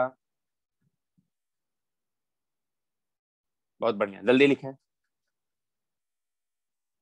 जल्दी लिखें, एक दो और छोटे छोटे सवाल करेंगे हम लोग। तो आज की क्लास में जो भी बारीकी से छोटी छोटी चीजें बताई गई, अब देखो बात यही है, जब बारीकी से चीजें बताई जाती है ना, तो कुछ लोग लीव करके चले जाते हैं, उनको लगता है कि नहीं नहीं बहुत मजा नहीं आ रहा है। मजा मजा में सिलेक्शन नहीं होगा IIT में, ठीक है क्या। मजे मजे में जेई में सिलेक्शन नहीं होता है, मेहनत करने से जेई में सिलेक्शन होता है।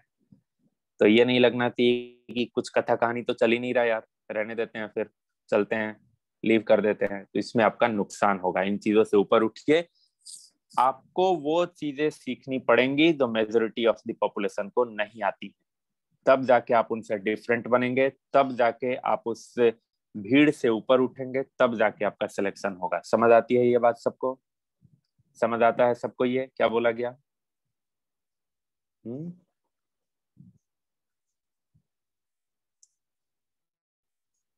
नोट हो गया सबका। आ जाते हैं एक इस यहाँ पे, हम लोगों ने यहाँ एक छोटा सा क्वेश्चन लिख रहे हैं कि in ax² plus bx plus c is equal to 0, a, b, c belongs to rational number if one root is √3 plus 4, find the quadratic, quadratic बताओ भाई। देखो सब लोग यहाँ ध्यान दो, क्वाड्रेटिक बताना है मेरे को। अब हम करेंगे यहाँ गलती, क्यों, क्योंकि हमें यही आता है, गलती करने आता है जल्दी से। हम आराम से जल्दी से ना लिखें अगर, तो ये गलत भी नहीं होगा। तो हम लोग बोलेंगे एक रूट आपने मेरे को क्या बताया। देखो सबसे पहली बात तो ये है कि उसने कोफिशिएंट्स को रेशनल बोला है। अगर रेशनल होते हैं कोफिशिएंट तो रूट्स एक दूसरे के पेयर ऑफ कॉन्जुगेट में आकर करते हैं। एक रूट अगर आपका √3 + 4 है तो दूसरा रूट क्या होगा, केवल इतने का आंसर दो मेरे को सब लोग। एक रूट मेरा √3 + 4 है तो दूसरा रूट क्या होगा। ये जितने लोग √3 - 4 लिख रहे हो ना, ये गलत है सारा। √3 - 4 गलत है, आपने रट रखा है भाई कि बीच वाला साइन बदल देते हैं। बीच वाला क्या होता है, हमने आपको चिल्ला चिल्ला के बताया है कि रूट के सामने वाली साइन बदलते हैं, रूट के सामने वाली साइन बदलते हैं। तो आपको क्या लिखना है, 4 - √3, है या नहीं। क्यों भाई, क्योंकि मेरा इक्वेशन तो ऐसा बना था ना, p + √q और p - √q, तो फिर ये रूट के सामने वाला साइन बदलाएगा कि नहीं। अब आ जाओ, एक रूट अल्फा है, एक रूट बीटा है, सम ऑफ रूट लिखो भाई, अल्फा प्लस बीटा, इसको सम ऑफ रूट s लिखो। तो सम ऑफ रूट कितना बन जाएगा, 8 बनेगा क्या, लिख लेते हैं भाई, 4 + √3 एंड 4 - √3, ये कितना बनेगा, इससे कैंसिल होके 8 बनेगा। अच्छा, प्रोडक्ट ऑफ रूट लिख लेते हैं, अल्फा इंटू बीटा। अल्फा कितना है मेरा 4 + √3 और बीटा कितना है मेरा 4 - √3, ये बनेगा a² - b², 16 - 3 is equal to 13। अभी मेरे को क्या लिखना है, equation will be x² - sx plus p is equal to 0। लिखो भाई, x² माइनस s की जगह 8x प्लस p की जगह 13 इज इक्वल टू 0। अब देखो, हमको जब एक रूट दिया जाता है तब भी हम क्वाड्रेटिक बता दे रहे हैं, बशर्ते वो पेयर ऑफ कॉन्जुगेट वाला रूट है। तो एक रूट मेरे को मालूम था, दूसरा हमने उसको देख के लिखा, फिर सम ऑफ रूट लिखा, फिर प्रोडक्ट ऑफ रूट लिखा, फिर पूरा इक्वेशन लिख लिया। Is it very very difficult to understand? बहुत मुश्किल बात है क्या ये? क्या सबके लिए बहुत ज्यादा मुश्किल है ये? नहीं, इजी है, अच्छी बात है। तो थोड़ा सा चीज अगर आप ध्यान देके, आपने माइनस एस एक्स क्यों लिखा? चलो बढ़िया बात है, पूछा तो किसी ने, माइनस एस एक्स क्यों लिखा? आओ भाई, जहां ये फॉर्मूला ओरिजिन हुआ था वहां आ जाओ। यहाँ पे ध्यान दो, कहाँ पे? यहाँ पे, जहां अभी मार्क कर रहे हैं हम। दिखा दिखा यहाँ अल्फा प्लस बीटा को एस लिखोगे ना, लीव करके नहीं जाना है भाई, अभी काम खत्म नहीं हुआ है। अल्फा प्लस बीटा को सम ऑफ रूट लिखोगे, लेकिन एक माइनस साइन तो यहाँ भी है कि नहीं, ये बताओ मेरे को। तो ये माइनस एस एक्स लिख लेंगे।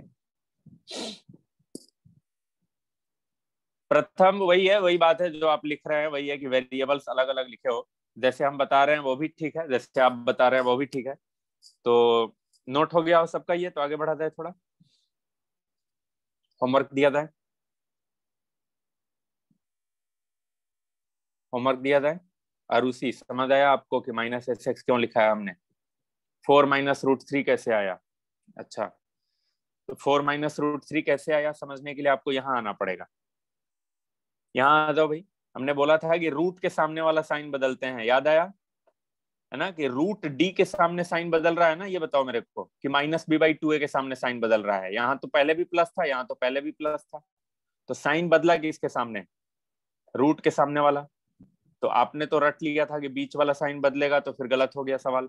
आप अगर याद रखते कि रूट के सामने वाला साइन बदलते हैं, तो आप रूट के सामने वाला साइन बदलते तो गलत नहीं होता। समझ आई बात? आगे बढ़ा जाए, बताया जाए आगे। ठीक है, अगले पेज पे एक होमवर्क के लिए 2 क्वेश्चन लिखे आप लोग। पहला ये है कि find quadratic whose roots are find quadratic whose roots are 2/3 and 1/3। And एक और question, find roots of find quadratic ax² plus bx plus c is equal to 0 where a, b, c belongs to rational number। एक quadratic है ऐसा, और उसमें हम लोग लिख रहे हैं whose one root is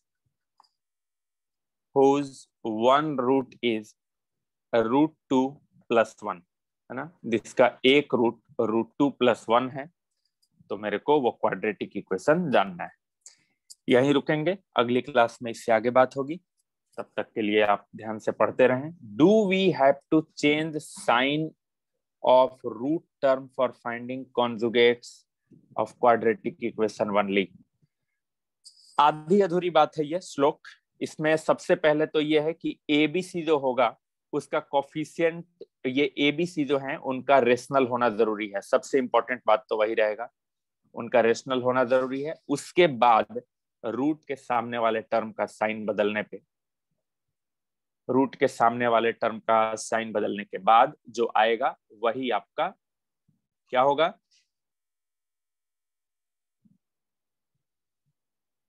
नहीं, अभी मेरे को आंसर जानना नहीं है ना भाई, अभी आप मत बताओ आंसर हमें। हाँ, कुछ लोग मेरा नंबर मांग रहे हैं, तो ठीक है, नंबर दे दिया जाएगा। लिख लो भाई, ये बन गया 6205 6595 and 40। Which chapters of class 9 and 10th of math are most important for this? सब important है थोड़ा थोड़ा। चलिए यहीं रुकेंगे, अगली क्लास में इससे आगे। Thank you, thank you, thank you, thank you. Bye bye bye. Okay, thank you.